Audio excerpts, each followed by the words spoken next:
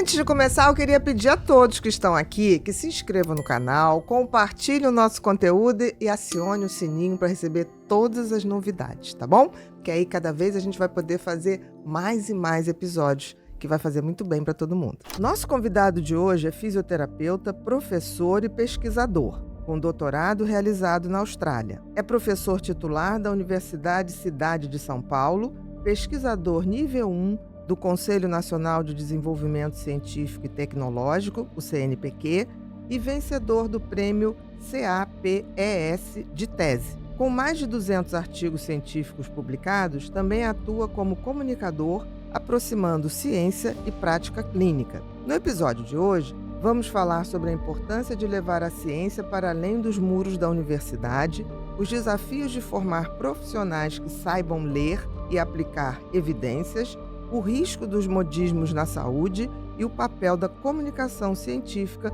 na transformação do cuidado. Com vocês, Leonardo Costa.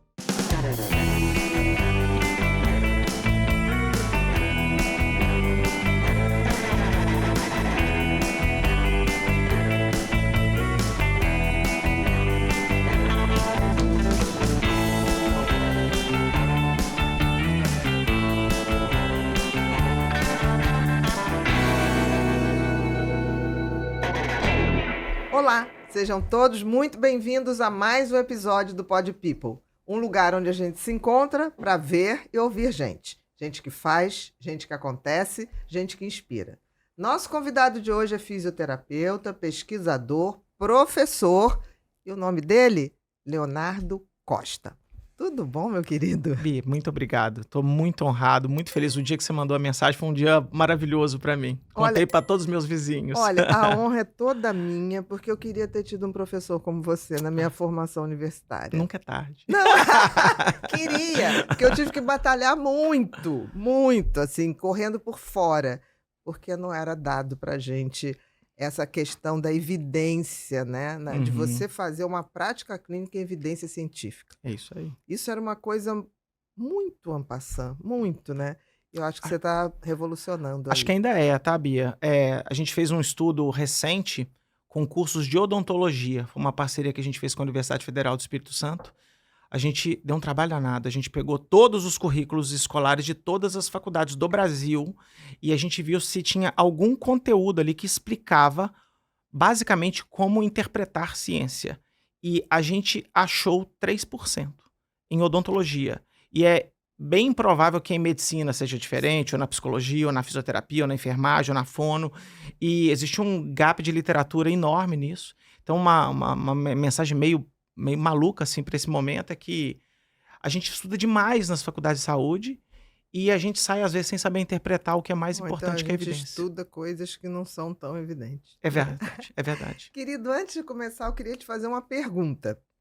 Quando você tem que escolher uma roupa, você leva em consideração qual das coisas que você leva em consideração, que é mais importante? Conforto, tecnologia ou durabilidade? Conforto. Conforto. Isso é fundamental. Tá, mas se eu te disser que tem uma roupa que combina isso tudo? Aí é bom demais. Pois é. A Insider é uma fabricante de roupa brasileira, tá? Uma grife brasileira, que faz exatamente isso. Ela une tecnologia. Por quê? O tecido que ela usa, primeiro, ele tem uma coisa do conforto térmico. Ele nem te deixa na mão no frio, nem te deixa na mão no calor. Ele adequa. Ele tem uma coisa de evaporar rapidamente o calor e repelir água. Então, você passa o dia inteiro com aquela blusa, eu tô com uma aqui, que essa é bem pro outono, que é a Windsuit, que me mantém sempre quentinha, independente. Eu não ligo muito para a temperatura, porque tem essa termorregulação. Que legal. E nunca desbota. É uma roupa que você compra e você vai ter ela há muito tempo. Que legal. Mas muito tempo. Que legal. Eu digo que você vai ter que dar, se você não quiser mais, porque ela dura. Então, assim, não desbota. E isso tudo tem uma coisa que eu também acho que a gente tem que considerar. Num mundo em que você tem um descarte de roupa imenso e que é colocado como lixo, grande parte do lixo da Europa, dessas roupas muito rápidas que não duram nada, são postas no deserto do Atacama e queima o ano inteiro, poluindo. Então, eu acho que a gente também tem que refletir que a gente quer, né? Uhum. A gente quer roupa descartável, que 3 vezes lavou, acabou. Uhum. Ou a gente quer um estilo que seja prático, tecnológico, bota na mala, não amassa, porque assim, você não precisa passar. Você botou o calor do corpo, Já. tira Que o legal. amassado. Então, é bom pra gente que viaja, jogou, é bom pra você que é atleta, né? É aspirante atleta. Tô tentando ser Não, atleta mas desde você pequeno. é atleta, porque eu já vi que você gosta do CrossFit, você gosta ainda do seu tênis, então assim, você vai adorar Ah, e a vou gente mesmo. vai te dar uma tech t-shirt, que é Obrigado. a camiseta básica, foi o que começou. Eu tenho ela de todas as cores, Legal, eu sou obrigado. dessas. Entendeu? Eu só faço musculação e ginástica com ela. Legal. Sempre, sempre. Tem Obrigado, aqui Bia. uma Obrigado, tech. Insider. Pode Obrigado. abrir, por favor. Depois as Obrigado. crianças vão. A gente começou com. Olha, Eu achei que esse azul tava lindo pra você, lindo. tá? Obrigado. E Adorei. você vai ver, experimenta, usa e depois você vai me dizer se não dá pra fazer a sua corrida, o seu CrossFit Vai dar. e não vai ficar suado com cheiro de suor, nada disso. Pede Legal. pra mulher conferir. Posso deixar. E quem tá assistindo o nosso podcast, né, Bru? Vamos lá, o Bru sabe todos os detalhes. É isso aí, Bia. Aproveitando que a gente tá nesse mês de abril, que é aniversário da Insider. É verdade. Quem tá assistindo aqui, o Pod People, escaneia o QR Code aí na tela, nosso cupom Pod People, pode aproveitar com o desconto do site usando o nosso cupom, chegando até 30% de desconto, aproveitando esse mês de Do aniversário. da Insider. Então, Exatamente, Bia. juntando o nosso desconto com o que tá no site como aniversário, pode chegar a 30%. Exatamente, Isso Bia. só na Black Friday, é Não, isso? depois do aniversário, só final do ano. Então tem que aproveitar que Vale a gente a pena. tá nesse clima doido aí de chuva, de calor, frio. Ah, meu querido, Corre lá na Insider. eu nem me incomodo. Porque eu tô sempre pronta e nunca amarrotada, o que é melhor isso aí. ainda. Tá bom. Meu querido, pode deixar aqui. Tá? Obrigado, Depois obrigado, vocês Insider. Virão Obrigado. mais presentes e Obrigado. depois as crianças vão arrumar tudo pra você. Legal. Porque o critério pra trabalhar aqui é gentileza. Legal. Então, obrigado. no final, arrumam tudo, vão botar tudo ali direitinho, tá? Obrigado. Então, vamos lá, meu querido. Primeiro dizer que eu admiro demais seu trabalho. Acho você uma voz que tem que ser ouvida. E acho que você traz uma coisa que a minha avó dizia: certas verdades precisam ser ditas, mesmo que a gente perca algumas amizades. Verdade. E eu dizia: se perder, porque não era amizade. Exato, exato. Então tá descartado. Me conta um pouquinho da tua trajetória. Você é fisioterapeuta. Eu tô tendo tantos fisioterapeutas me surpreendendo, Que bom. assim, positivamente, que estão inovando, que estão fazendo um trabalho bacana, que eu tô muito feliz com isso, sabe? Queria que você contasse um pouquinho, porque você queria ser jogador de tênis Eu profissional. queria. E aí você faz fisioterapia, que eu acho que faz sentido. Faz. Porque você foi estudar É super comum. movimento, É. você foi estudar movimentos repetitivos. A gente recebeu aqui a Tatiana Almeida, que é da Intef, que é um lugar em São Paulo que tem uma tecnologia para fisioterapeutas fantástico. Eu fui lá visitar, fantástico, fantástico mesmo. E ela era bailarina. E ela Uhum. resolveu fazer Clássico. balé, e foi fazer nos Estados Unidos, porque ela via as bailarinas um pouco mais velhas com problemas graves e com muita dor. Ela falou: não é possível que a gente não Uhum. possa aumentar, prolongar a vida dessas atletas também, né? Uhum. As bailarinas. E eu achei tão bacana, porque a partir de uma atividade dela, ela resolveu melhorar como faria a fisioterapia. Como é que foi essa sua passagem de jogador, aspirante de tenista Tênis. profissional, para esse fisioterapeuta tão científico? Então, Bia, assim, eu comecei a jogar tênis por acidente, os amigos jogavam, vamos jogar. E Quantos anos? Eu comecei com 10, 12 10 anos e tudo. Eu comecei até tarde para a carreira juvenil, mas rapidamente eu peguei o jeito, eu comecei a jogar bem. E aí eu entrei para uma equipe de competição em Belo Horizonte, do Pampulha Yacht Club, do PIC, que é um clube imenso. Lá tem o Minas Tênis Clube e tem o PIC, que são os dois grandes clubes ultra rivais uns dos outros. A gente viajava junto, mas existia até um interclubes entre os dois e tudo. E eu vim de uma geração de tenistas que deram certo. Então, André Sá, hoje ele trabalha na Tênis Austrália, ele foi 44 do mundo, foi quarto de final de Wimbledon e tudo. Eu sou do ano do Guga, do Gustavo Kirten. Eu joguei uma vez contra ele, claro que perdi. Então, Não, assim, mas perdeu pra quem? perdi pro Guga. Então, assim, foi uma geração que tinha muitos meninos que jogavam muito bem. E não foi surpresa, olhando a posteriori, que alguns deram muito certo. E os que não deram certo, como eu, por exemplo, muitos seguiram carreira dentro do tênis. Tem um menino que chama Pedro Luiz Zanoni. Esse cara, ele é o CEO da Lacoste hoje no mundo. Pedro Luiz Zanoni. Zanoni. Ele é representante da Lacoste na América do legal. Sul. E ele veio todo do tênis. Então, existem vários caras que eles são muito bem sucedidos em suas áreas. Vários atletas que disputaram o campeonato mesmo, que viajaram muito, foram para a área da saúde. E eu acho que fisioterapia é o caminho meio comum de todo mundo, pelo simples fato que a gente fazia muita fisioterapia. Entendeu? Era o profissional de saúde que tá do seu lado, que todo dia te põe a mão, que conversa, que na viagem tem alguém para te ajudar, quando você machuca, volta. Tênis é um esporte muito repetitivo, então o ombro, o cotovelo, machuca muito e tudo. Então, assim, foi meio natural. Eu tive que bater com a realidade. Então, eu fui um bom tenista, mas eu cheguei naquele ponto de estagnação, minha família não tinha tanto dinheiro igual alguns tinham para tentar bancar, para investir. Para ir para fora. Para ir para fora, tênis universitário nos Estados Unidos, cara, hoje eu penso demais nisso, assim, que era um segundo caminho, hoje quase que virou uma regra, enfim, mas quando eu vi que não dava, eu sou um cara, acho que o meu ceticismo veio um pouco disso, sou bem realista, eu falei, eu não vou conseguir virar. Pragmático, né? Mesmo, eu não vou conseguir virar, e eu falei, eu tenho mais um ano para prestar vestibular, tinha 2 faculdades de fisioterapia em Minas Gerais na época, 40 por vaga e tudo, eu falei, eu vou estudar. 40 por vaga, em 1993 era assim. Então, medicina era 80, odonto era 70, físio era 40 e depois vinha o resto. E aí eu estudei igual maluco. Eu acho que a questão do tênis me ajudou muito. Eu estudava dentro de hotel, eu estudava sozinho e tudo. Então, assim, eu sempre fui um bom aluno. E aí, no 3º ano, 2º grau, eu fui um excelente aluno. Eu parei tudo e eu falei, cara, se eu fazia 4 horas e meia de treino todo dia, estudar, isso aqui é moleza. Então, eu passei em vestibular de primeira e me engatei ali. Esqueci do esporte um tempo. E fui para a fisioterapia para fazer fisioterapia esportiva. Então, e de uma certa maneira até ser um preparador pensando nisso, de atletas. Trabalhei no circuito de tênis, nos Challengers aqui no Brasil. Tem uma pessoa muito conhecida, chama Silviane Vessani, ela é do Rio Grande do Sul, eu era minha reserva dela. Então, ela é maravilhosa e ela atendeu muitos atletas. Então, quando ela não podia ir, eles me chamavam. Então, eu atendia atleta na quadra e tudo. Mas a gente conversou isso há um pouco tempo atrás. Eu fui mordido por um outro mosquito no meio do caminho.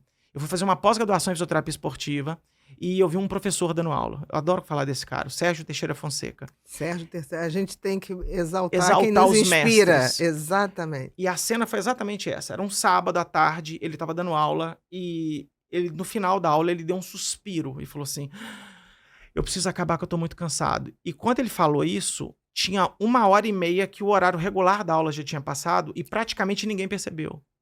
De tão encantador, magnético, competente que ele era.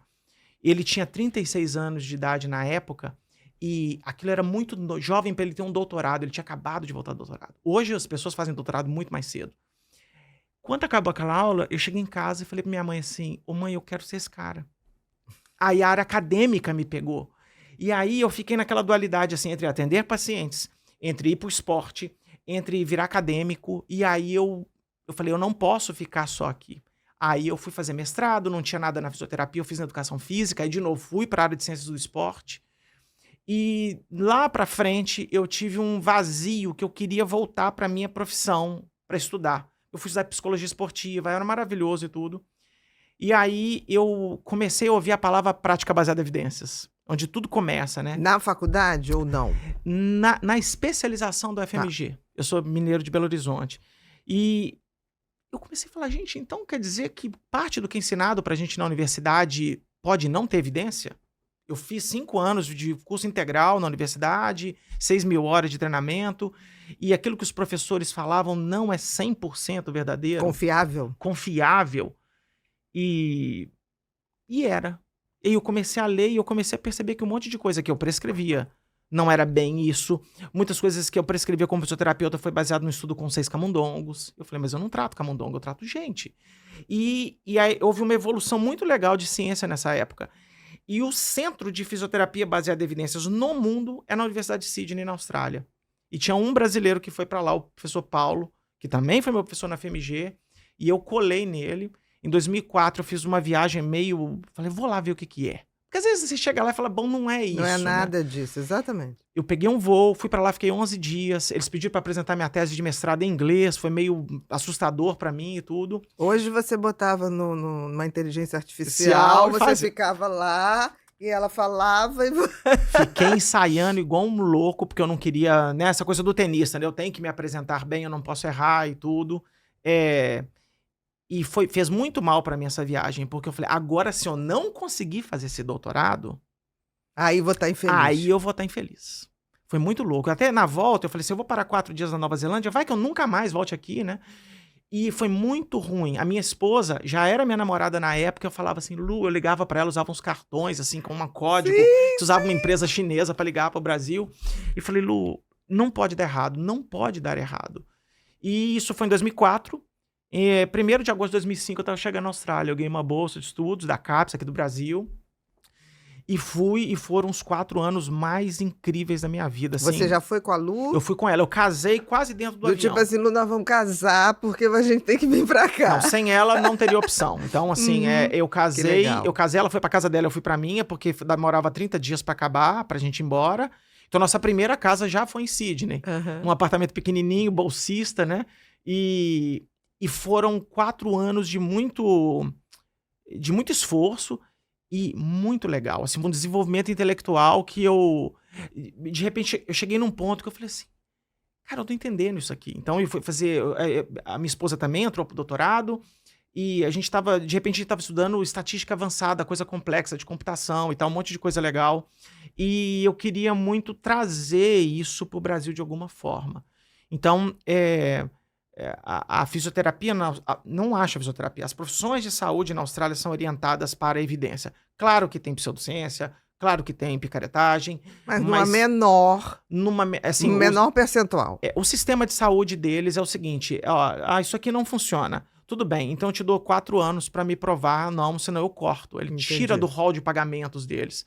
Então, as seguradoras patrocinam estudos, a indústria paga de alguma forma para provar, senão cai fora. O Brasil está começando... Você tem um tempo para provar. Não é que seja descartado de cara. Não é desmonta, não. Mas aqui no Brasil está acontecendo isso um pouco nesse momento com o canabinoide, por exemplo. A Anvisa falou, tudo bem, esses medicamentos aqui estão ok, vocês têm 4, 5 anos para me entregar mais dados sobre esse assunto, senão nós vamos ou manter ou retirar. Isso é muito legal. Mas ainda no Brasil está muito na indústria farmacêutica ainda. Nas tecnologias não farmacológicas, psiquiatria, muita coisa, da psicologia, da físio, cirurgia, é bem provável que a gente está usando muito dinheiro público e dinheiro dos seguros de saúde, que todos nós pagamos no final da conta, com certeza. De procedimentos que são ou não tão bons quanto a gente acha que ou são desnecessários mesmo. Eu não sei qual que é a sua percepção, Bia, mas assim, eu acho que a percepção do brasileiro é que tá tudo ficando cada vez mais caro, pior, e um sistema vedado para colapsar, tanto o SUS quanto os sistemas de seguradoras. Privado. Então, alguma coisa vai ter que ser corrigida, eu acho. Concordo. Então, assim, é meio duro falar, um auditor chegou e fez isso e isso, mas eu acho que a gente presta consultoria para plano de saúde, a nossa empresa. Então, assim, a gente fica mostrando para a galera, falou, olha, isso aqui é aceitável, isso aqui não é, isso aqui não tem nada de evidência. E vocês estão pagando, às vezes, milhões porque um juiz autorizou pagar. Então... Isso é um problema, né? A intervenção política em uma área que, na realidade, muitas vezes é feita uma lei que obriga a se fazer isso, mas sem que essa lei tenha tido um embasamento em evidência científica. Quer um exemplo? Por favor. Exemplo bizarro. Eu vou errar a data precisa. Minha filha nasceu em 2013, foi depois disso. Tem uma coisa que chama teste da linguinha. Sim. Toda criança tem que ser rastreada para olhar o freio da língua. Todo mundo levantar a língua aí, tem um frênulo aqui embaixo. Isso. Que um fonoaudiólogo vai avaliar isso. E dependendo de como estiver esse frênulo, teoricamente isso pode prejudicar a amamentação da criança ou a fala. E é feita uma cirurgia E o quase... desenvolvimento até da fala e da audição também. Exato. E, teoricamente, eles vão fazer uma frenectomia, que é Sim. romper o freno ali um pouco. A evidência que dá suporte a isso é extremamente pobre. Para não falar que não há, eu vou falar que é extremamente pobre, baseado em estudos muito ruins. Eu tive acesso à lei. A lei é patética. Eu falei, cara, não é possível que nós aprovamos. Nós estamos comparando, tipo, colonoscopia com o teste da linguinha. Entendi. Colonoscopia, você tem uma evidência gigantesca que aos 45 anos todo mundo deveria fazer uma colonoscopia porque ela é um tratamento, ela salva vidas.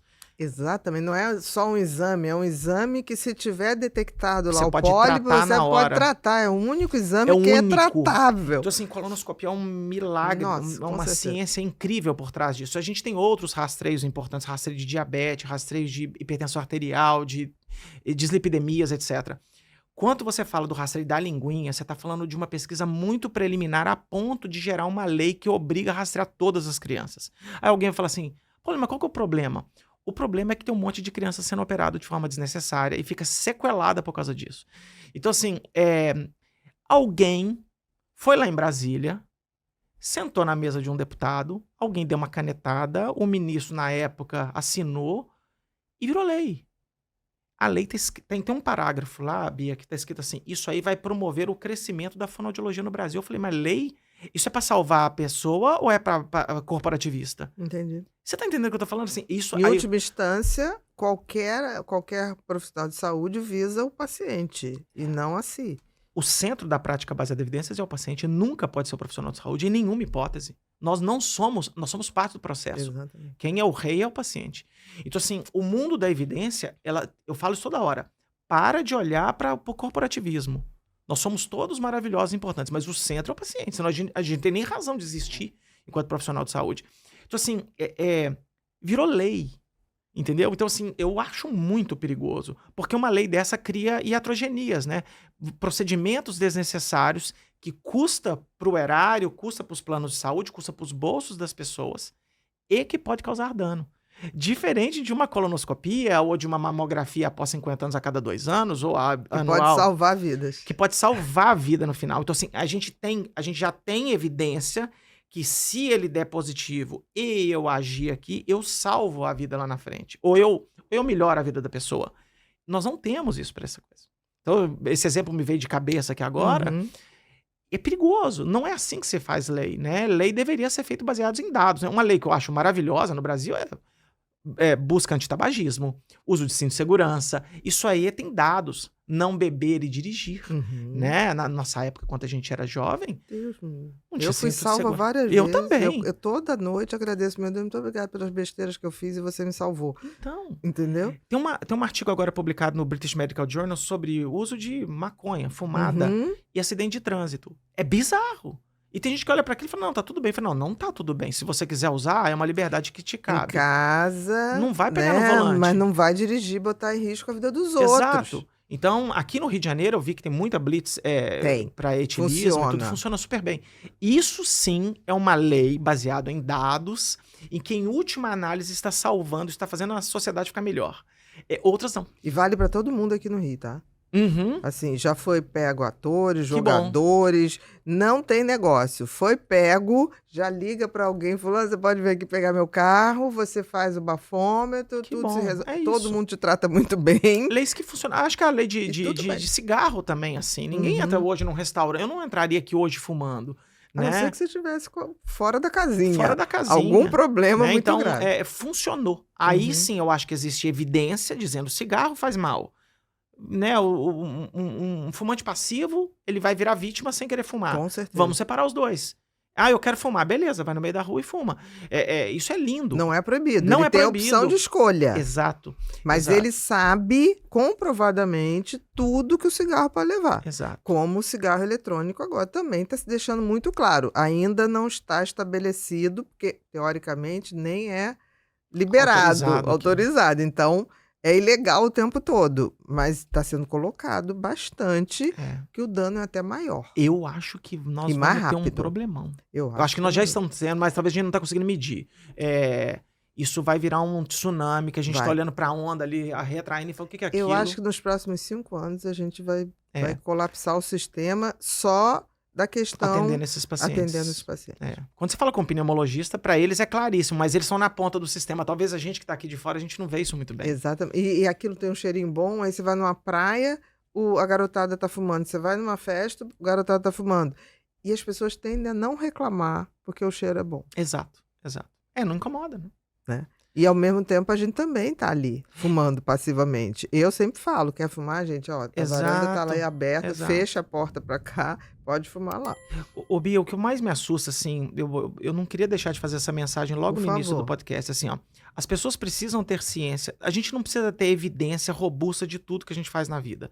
Mas a gente tem que ter uma clareza que a saúde mundial, ela não é tão orientada para evidência como a gente acha que é. Existem coisas muito bem consolidadas, que funcionam muito bem.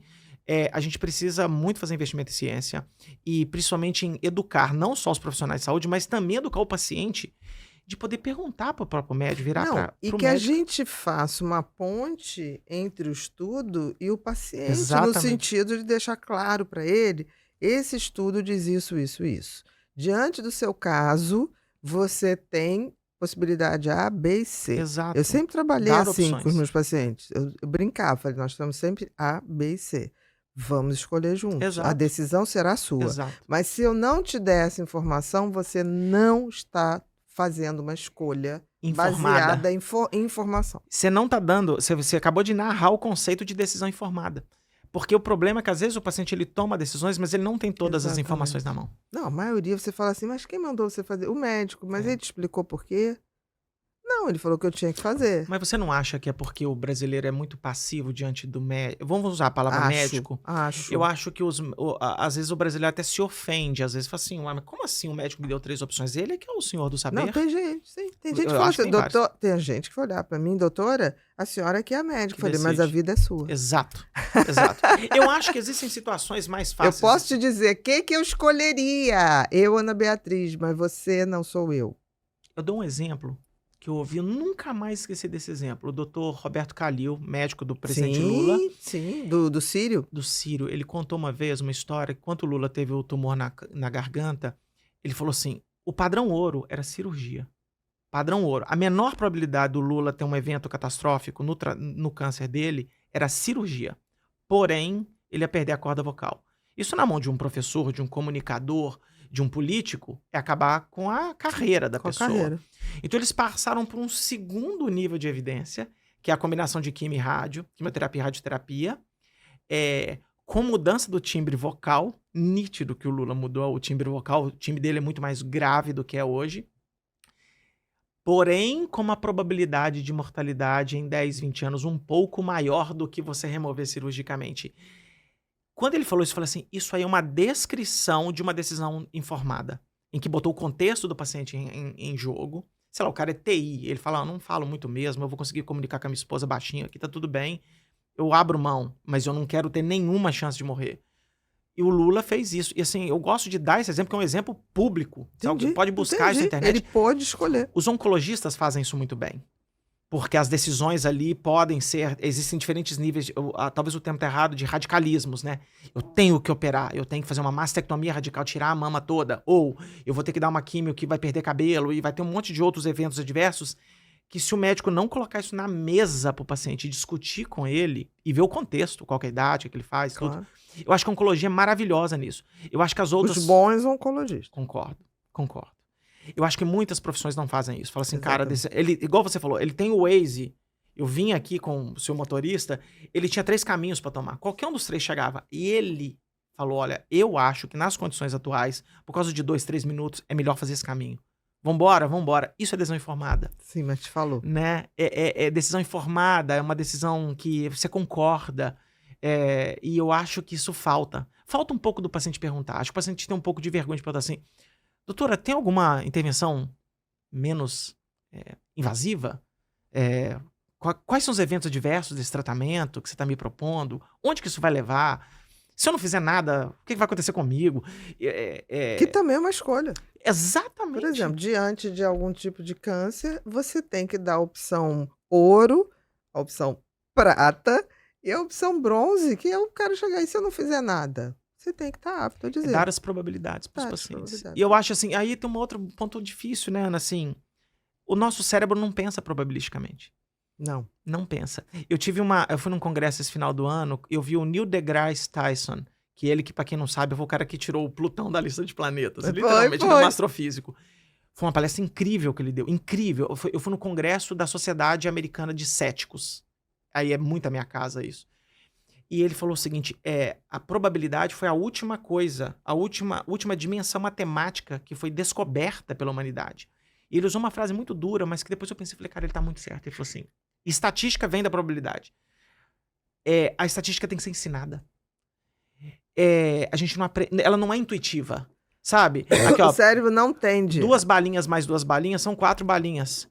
Pronto, a matemática. Às vezes até se eu botar na frente do Pedro, meu filho de 5 anos, Ele ele vai entende. Mas se eu falar assim, a probabilidade de você usar esse medicamento versus a probabilidade desse medicamento vai te dar um odds de tanto, igual de aposta e tudo, a pessoa não vai conseguir pegar isso, porque o cérebro, ele não foi...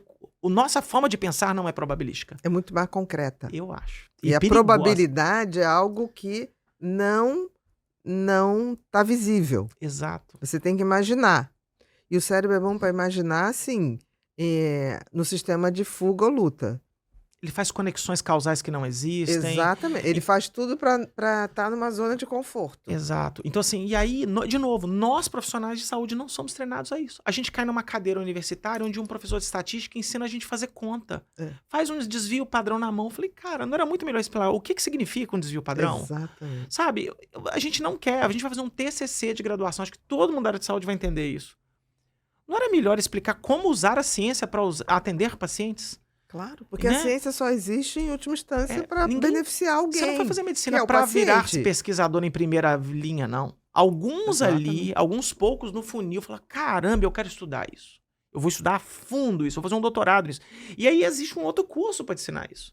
Quando eu fui fazer doutorado no exterior, eu enlouqueci em aula de estatística, porque era até em outra língua. Eu descobri por um neurocientista que quando você não domina muito a área, o cérebro tem que traduzir. Então eu saía exausto de aula de estatística, porque ele botava a conta, eu tinha que pensar em português, voltar e reprocessar. As primeiras aulas eu saía, eu queria dormir. Eu estava exausto, exaurido. Depois que o seu cérebro aprendeu matemática em inglês, ele vai num só, ele vai em inglês e volta em inglês, vai em inglês e volta em inglês. E não é simples, é contra-intuitivo. A ciência é contra-intuitiva. E isso não nos é ensinado. E isso faz com que grandes profissionais de saúde cometam... Não é cometer erro. Eles acertam menos. Eles deixam de usar as melhores opções. As melhores opções, exatamente. Então, assim, eu acho que o conceito de ciência, ele precisa ser explicado melhor para as pessoas. Menos professor em cima do palco dizendo o que as pessoas têm que fazer. Decora essa diretriz de prática clínica, decora esse guidelines aqui, decora isso aqui e tá tudo certo. E entendendo como ciência funciona, e é fácil, é divertido, a gente vai poder usar melhor. Eu acho que tem um monte de coisa que já está pronta e não é utilizado. O que você está falando é assim, essa ponte da ciência para a ponta final e tornar o paciente mais agente do processo é importante que se faça. Nas duas vias, tá? Na implementação e na desimplementação. Então, vou te falar do pior. Em média, um produto inútil na área de saúde demora 17 anos para sair do mercado. 17. Mesmo sendo inútil. Mesmo você tendo uma revisão sistemática publicada na melhor revista do mundo, falando assim, essa cirurgia não deve ser mais realizada. Ou ela não deveria ser realizada. Quer um exemplo? Cirurgia de menisco, uma menissectomia num joelho em que o paciente tem uma lesão meniscal degenerativa. Ele não torceu o joelho. Entendi. A gente vai ficando mais velho, o menisco vai ficando ali zoado, e aí o tratamento faz todo sentido. Fala, não, eu vou entrar com equipamento, vou limpar as bordas do menisco, vou passar tudo ali, aproveito, já corro um soro dentro do joelho, já troco o líquido sinovial, tá tudo bem. Olha como é que é. A plausibilidade é perfeita. Em 2012, alguém resolveu fazer um ensaio clínico sobre isso, publicado, capa do New England Journal of Medicine. Não tem nenhuma diferença entre operar e não operar. E é a cirurgia ortopédica, até naquela época, mais realizada no planeta Terra. E cerca de 60% dos pacientes faziam cirurgia e se sentiam bem, enquanto na verdade estava fazendo um belo de um placebo. E olha que loucura, porque placebo é antiético, porque tinha que fazer uma cirurgia de mentira num outro grupo. O que aconteceu? Hoje, demorou, tá? Não foi de primeira, não. Porque um monte de gente falou, não, eu não vou mudar minha prática clínica por causa de um artigo. Hoje ainda tem muito, mas caiu assim uns 60%. Mas ainda, eu tô falando 2012, a gente tá gravando o podcast em 2025. É muito pouco tempo. O que é totalmente diferente, um jogador de futebol torceu o joelho e teve uma lesão traumática, é diferente. Aí a decisão é outra, é o contrário, tem que operar. A degenerativa, não. A degenerativa você trata com fisioterapia, você trata com medicamento, você trata botando esse cara no estilo de vida mais ativo, perder peso, entre outras coisas. Porque não vai dar mais ou menos o mesmo resultado no final. Então, assim, eu tô falando de cirurgia. Porque às vezes, Bia, eu fico muito preocupado, que às vezes, você entra lá no meu perfil, às vezes eu tô tirando um sarro com coisas que a pessoa olha e fala assim, ventosa, o Léo tá preocupado com ventosa. Eu não tô. Pelo contrário, a gente tá até parando de falar. Eu tô falando de cirurgia, medicamentos mal prescritos, alguns tipos de psicoterapia e tudo que tá acontecendo ao redor da saúde das pessoas todos os dias. Não, e foi você falou, o cérebro humano não tende a pensar assim. Ele tende a pensar ou em evitar o risco ou então ouvir belas histórias. Porque é plausível. Então, assim, da cirurgia de menisco, ela é bizarro, porque você fala assim, cara, faz todo sentido eu abrir esse joelho e fazer isso. Não precisa de muito. Há 40 anos atrás, arrancava os meniscos. Exatamente. Tirava os meniscos. Tem um jogador de futebol muito famoso no Clube Atlético Mineiro, lá da minha cidade, o Reinaldo. Sim, Ele foi um eu dos melhores lembro. centroavantes do mundo. Eles arrancaram os 4 meniscos dele preventivo. Aí ele fez uma osteoartrose de joelho e interrompeu a carreira muito precocemente. Aí aprendemos com uma coisa que estava ficando clara, a gente não pode arrancar tudo. E aí a gente vai aprendendo. O legal da ciência também é que ela vai botando os tijolinhos, né? E a gente vai aprendendo com isso. Agora é muito triste que ainda a gente desimplementa de forma muito lenta. Eu acho que com o evento da pandemia, da internet, da própria ciência, a implementação de coisas úteis melhorou muito. Muito. Mas a desimplementação não. Ainda é muito lenta. É muito lenta. O que não funciona ainda está por aí. Por quê? Porque os seus olhos, enquanto clínico, estão vendo resultados no paciente. Falam, o que importa é que meu paciente melhora. Pois é, cara, mas se ele não fizer nada, ele também teria melhorado. Então, não é... E ele não vai investir naquilo que pode sustentar uma melhora, que é uma mudança de estilo de vida, por exemplo. Exato. Melhorar a alimentação, melhorar a atividade física de sustentação daquela musculatura, Tem uma coisa... daquela articulação. Posso dar mais um exemplo? Muito Pode. óbvio. Esse exemplo é porque eu gosto muito. Eu aprendi com outro amigo. Depois eu vou te dar de sugestão pra você trazer ele aqui. Dr. José Alencar, ele é cardiologista. Esse cara é maravilhoso. Pacientes que têm infarto agudo do miocárdio, após o infarto e não morreram, eles podem desenvolver arritmia cardíaca. Sim. E eles morrem por causa da arritmia cardíaca no futuro. Então, vamos supor, você teve um infarto, não morreu, e você desenvolveu uma arritmia cardíaca pós-infarto. Não era óbvio que eu deveria dar um antiarrítmico para esses pacientes? Sim. Você concorda? É totalmente Sim. plausível. Você fala assim, bom, o cara não morreu. É lógico. É lógico. E aí, nos Estados Unidos, eles deram uma droga que chama flecainida. E a flecainida pegava o eletrocardiograma do paciente e zerava. Acabava a arritmia cardíaca. Aí você fala, bom, o cara não morreu, ótimo. Eu tenho um exame com eletrocardiograma que identifica arritmias cardíacas normal. Esse cara toma flecainida até morrer, até o fim da vida dele, vai morrer de outra causa e tá tudo bem. Teve um pesquisador que falou assim, mas a gente não mediu mortalidade em quem usa e quem não usa flecainida. A gente só mediu o eletrocardiograma. Esse cara foi rechaçado. Ele bateu o pé.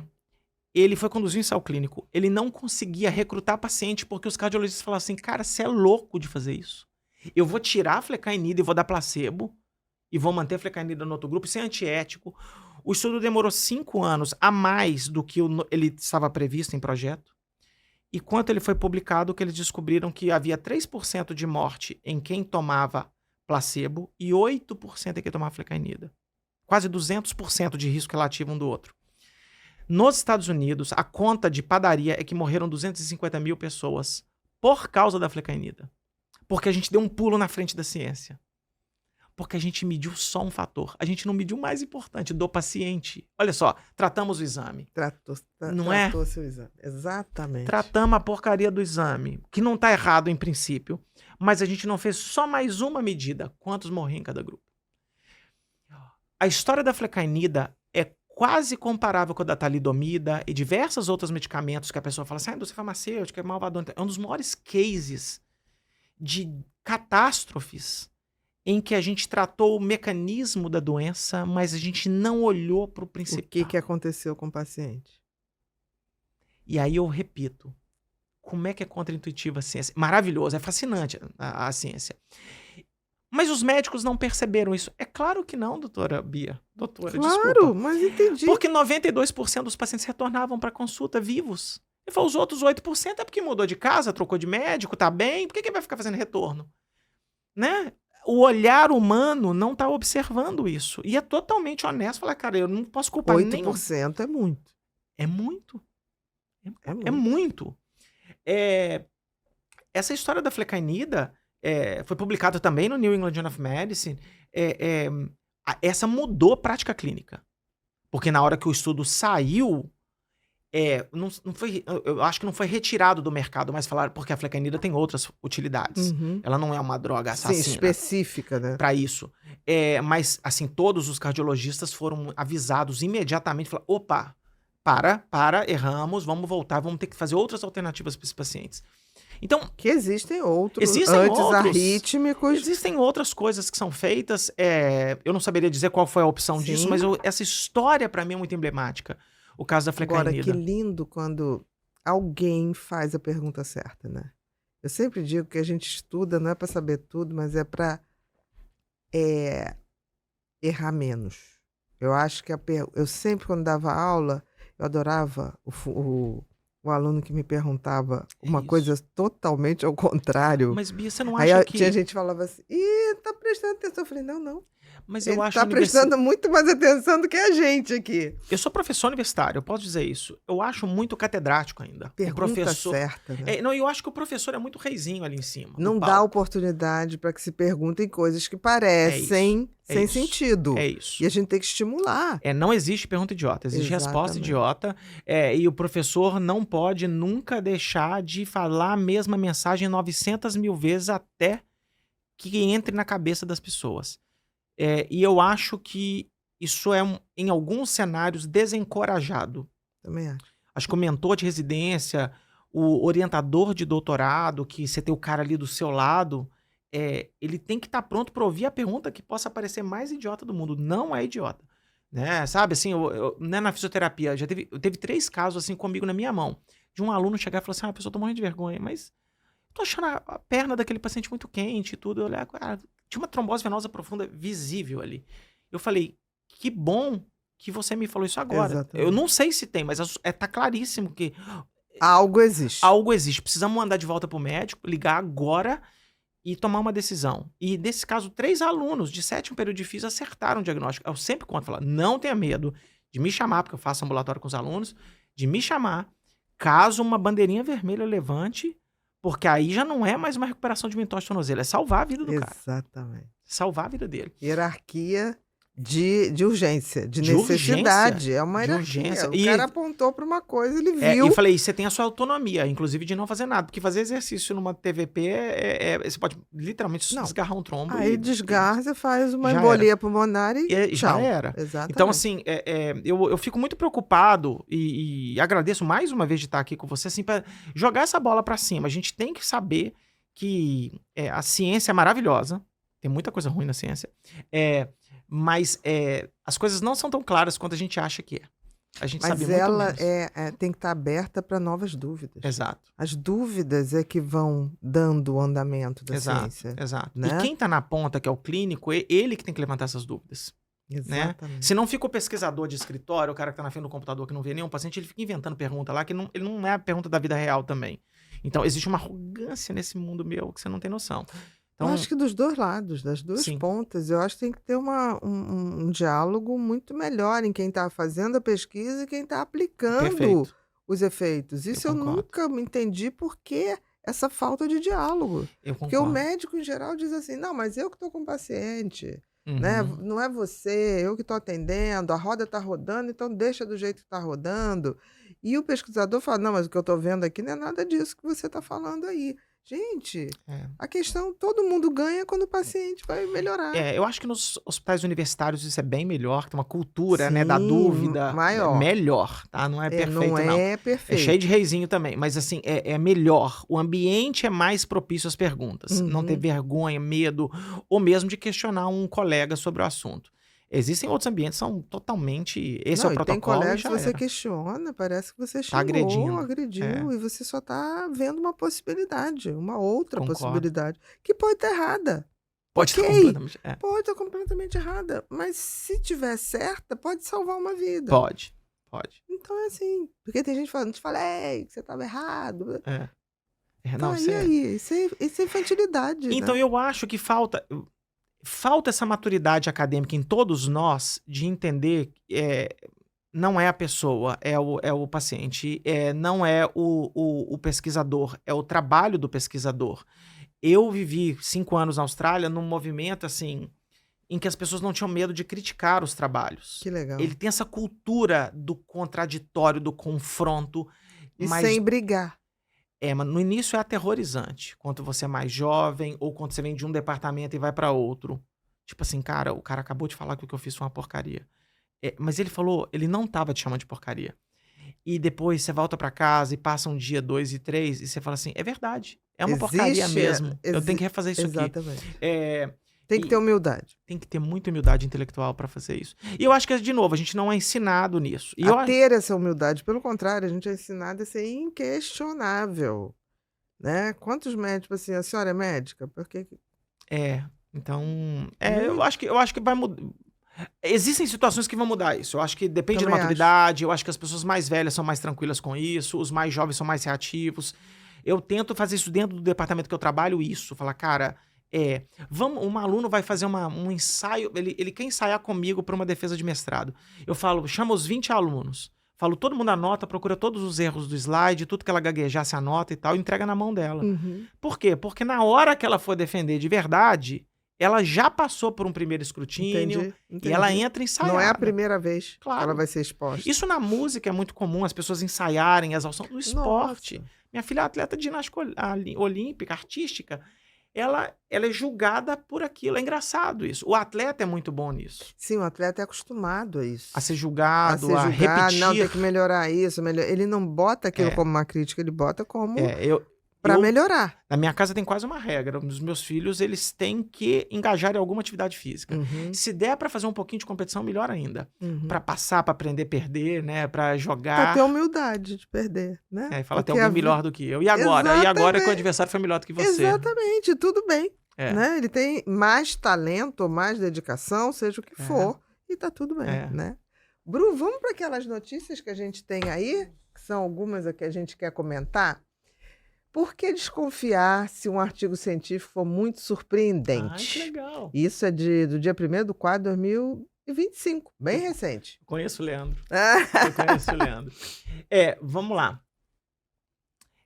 Se a coisa parecer que é bom demais para ser verdade, cuidado. Então, assim, essa bola que levanta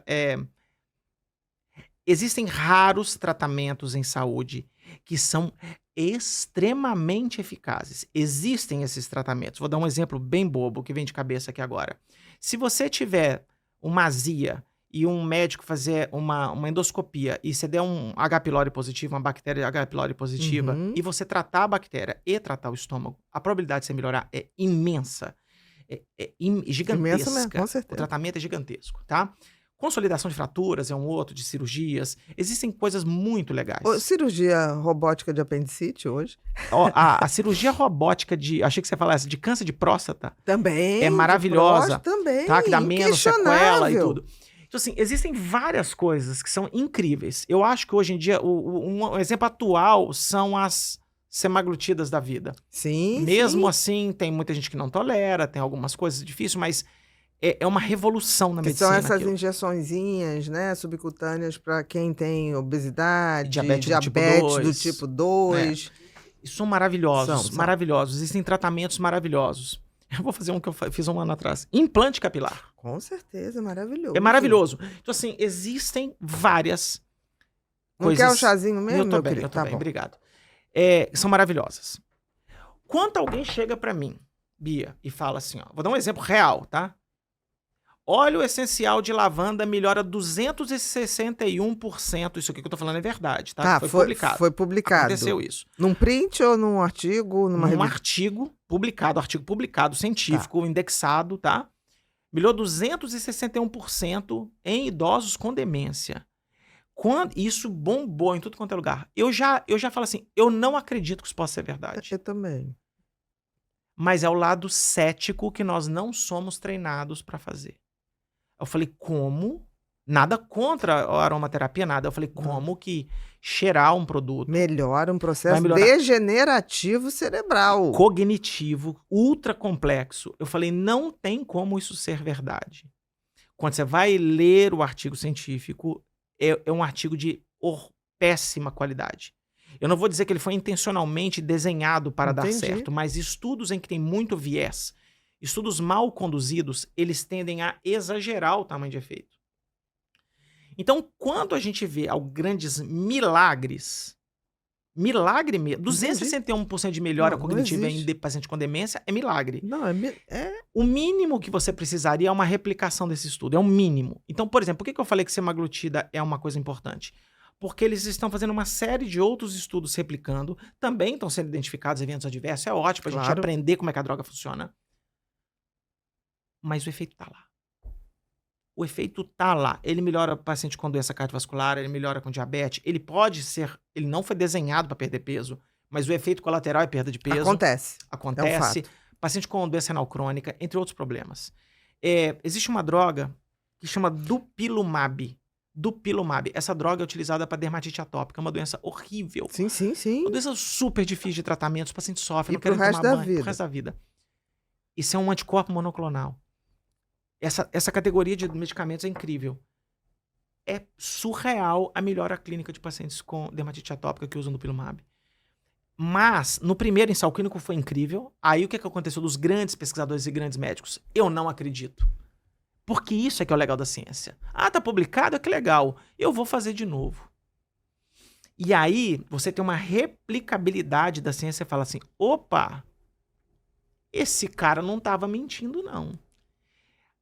O Dupilumab, a Agência Nacional de Saúde é obrigada a entregar para os planos de saúde e no SUS. O anticorpo monoclonal, a gente entrevistou uma dermatologista infantil e falou, é incrível. um fato. É incrível, Bia. Então, assim, É um fato. mas ele exige estudos grandes, bem conduzidos e, se possível, E replicáveis. replicáveis por um grupo independente. Com certeza. Então a Bia fez lá, eu falo, O outro vai replicar, sei lá, na Itália, Japão. Isso, sei não, hein? Não sei se esse negócio da Bia, sei lá, cara. Uhum. Esse negócio de, será que é isso mesmo? Não é duvidar, nada disso. Mas é questionar. Ou até otimizar. E outras doses, e outras formas, e outras posologias. E fazer isso de outras formas. Sabe, cirurgia de menisco todo mundo fez. Será que é isso mesmo? Isso, então assim, vem muito de acordo com o que o Leandro falou. Cuidado, né? Mas isso já tem um ditado popular, né? Quando o santo quando a esmola é grande, a gente desconfia do santo. Mas olha só, isso é só um médico de saúde mental que pode me explicar isso. O brasileiro é desconfiado de tudo.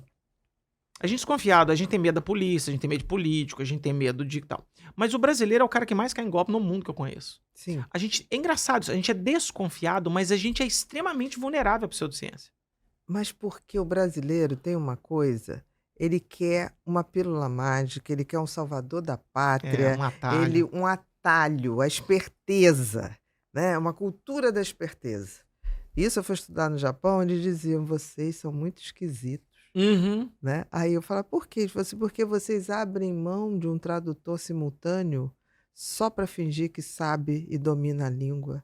E a gente sabe, às vezes, a língua e quer um tradutor simultâneo, porque enquanto o tradutor está traduzindo, eu estou vendo a sua face, Ai, que legal. eu estou raciocinando e já vendo o que eu vou te dizer depois, mas vocês são vaidosos. Que legal.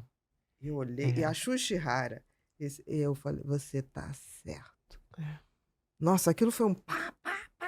A gente tem que ficar muito ligado. Eu fico muito preocupado. 50% das minhas redes sociais são baseadas em notícias da imprensa.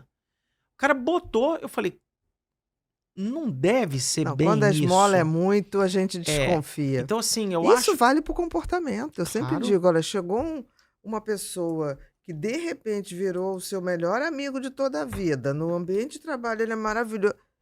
Olha, bota um pé atrás. Porque, assim, existem pessoas maravilhosas, mas a gente não descobre isso em um mês, em 3 Concordo. meses. Eu acho que a gente tem que ter uma sensatez de tudo que é bom, tem um processo de verificação, até na convivência com alguém. E um detalhe que é importante nesse assunto é que o ecossistema da ciência ele é muito permissivo, ele é muito inclusivo. Então, ele permite que artigos ruins sejam publicados. Exatamente. Entendeu? Infelizmente. Então, assim, o número de vagas no estacionamento, tem mais vagas no estacionamento do que carro. Então, e é um mercado multibilionário, tá? Multibilionário, tem interesse financeiro. As editoras querem publicar artigos, tá? A única coisa que dá mais lucro líquido do que igreja é publicar artigo científico. Jura? Porque o pesquisador não recebe nada por publicar. Sim. O revisor é voluntário, o editor é voluntário e a revista cobra e vende depois. Então é uma quase um igreja. trabalho escravo. Ontem, Tá. antes de vir pra cá, eu dei 6 pareceres pro CNPq. Aí minha mãe falou assim comigo, quanto você ganha por isso? Eu falei, não ganho nada. Porque alguém tá revisando o meu trabalho também. Então, assim, o mundo acadêmico tem um pouco desse negócio de... Tem que ter vocação também. Tem que ter vocação, trabalho de graça e tal. Então, assim, isso é muito ruim no sentido... Nem tô pensando no dinheiro. É que artigos ruins, como eles têm resultados grandes, o nosso cérebro adora notícia boa. Adoro. Adora. Mesmo que seja mentira. Exato. Então, assim, eu escuto coisas horrorosas, assim, descobrir, estudo aponta, quando fala estudo aponta, estudo indica, levanta a bandeira vermelha, cuidado. Curas de coisas como esclerose lateral amiotrófica, um negócio assim, fala, o quê? Aí quando você vai olhar, o cara pegou um camundongo, fez uma coisa que parecia como esclerose, e ele fez uma pequena descoberta que um dia Talvez possa vir mas a manchete resultar vem numa outra. medicação que será testada em Exato. humano. É um processo. É um processo longo. Então, assim, aí direto. É fácil fazer conteúdo de ciência na internet. Porque a imprensa me dá isso de graça toda hora. E aí você fala, putz, cara, até que ponto essa informação ela é só para gerar clique? Será que ela não tá ajudando as pessoas na outra ponta? De novo, ela causa confusão, ela causa furor em consultório médico. Calma. Então, quando alguém fala algumas coisas sensacionalistas, isso aqui tá fazendo mal e tal, você fala, cara... Não, outro dia eu li, chegou a vacina do Alzheimer, não sei o quê. Falei, peraí, não chegou. Essa Tá vacina sendo da herpes zoster... testada, e depois tem todo um processo que talvez venha testar no Brasil. Né? Eu vejo muita pergunta sobre isso, né? O estudo é Mas legal. a gente tem aqui, ó. Tem? Então vamos Quer lá. ver? Bru. Vamos lá. Vamos lá. Vacina contra a herpes zoster reduz em 20% o risco de demência em mulheres. Achei muito esquisito. Confesso que 20% o risco de demência. Até porque tem pouco tempo que a gente tem vacina de herpes zoster. Vamos explicar esse 20% Então, por aqui. favor, vamos lá. Tem um estudo que foi feito na Nature. Isso aí eu li de cabo a rabo. Ele não fez um ensaio clínico, ele não dividiu as pessoas em 2 grupos, tomar a vacina e não tomar, e medir demência lá na frente. E dar um tempo para que possa... Porque estudo de vacina tem um acompanhamento muito longo, dependendo do curso da doença. Imagina a demência. Demência tem que acompanhar décadas. Ninguém vai fazer isso. Você pode fazer para herpes, tá? Então, existe um ensaio clínico que mostra que a vacina da herpes consegue reduzir herpes lá na frente. Herpes. Ok. Que é então, muito essa é a chato razão e pela a gente qual... deve tomar.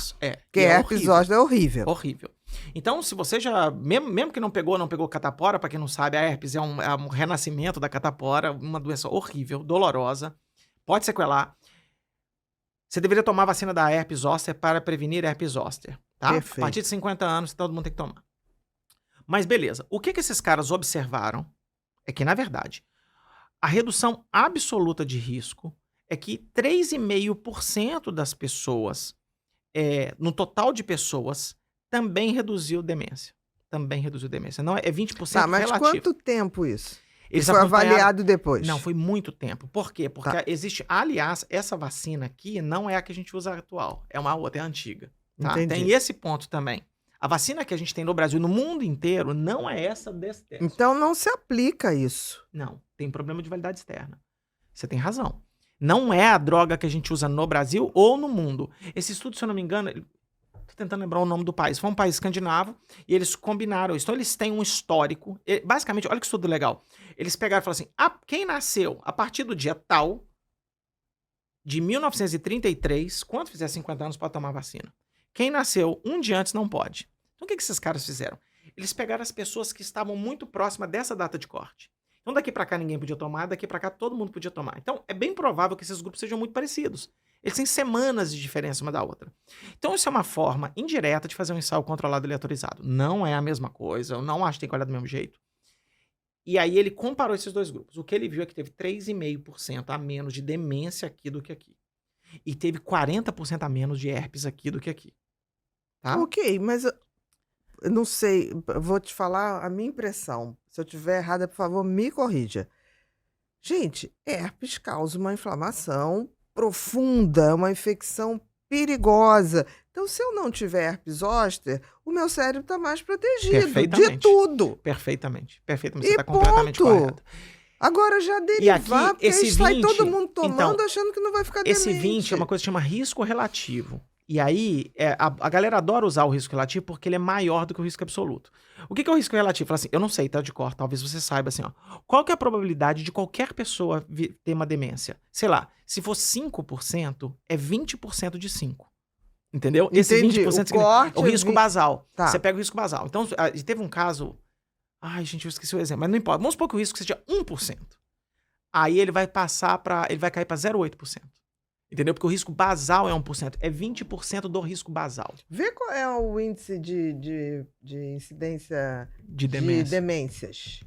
Se não tiver, vê de Alzheimer. É. Mais comum. Mas põe Então, demências. Bia, eles começaram a falar que era Alzheimer.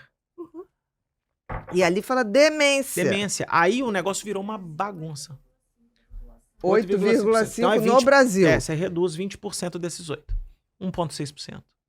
Não é ruim, mas... Ok. É. Mas isso não é tratamento. Porque já teve gente, tipo assim, vamos vacinar. Eu não acho que É isso... pra não ter herpes. Exatamente. Eu Zoster. não acho que você vai ter uma política de saúde pública para reduzir demência usando vacina de herpes. Eu acho que você vai ter uma política de saúde pública para reduzir herpes para quem tomar. E você ganha de presente... Porque, olha só, só você diminuir, evitar ter diabetes tipo 2, vai proteger seu cérebro também, vascularmente. Vai. Então, se você protege de uma infecção grave. Se você protege de hipertensão, se você protege da micro patologia que o diabetes traz, vascular, você está protegendo. Perfeitamente. Então, assim, o 20% me deixa... Eu fiz um vídeo e alguém falou, por que você não está falando 20%? Que eu falei assim, porque não pode ficar olhando por risco relativo sem entender. Olha como é que é complicado. É 20% da do incidência. risco basal. Do risco basal.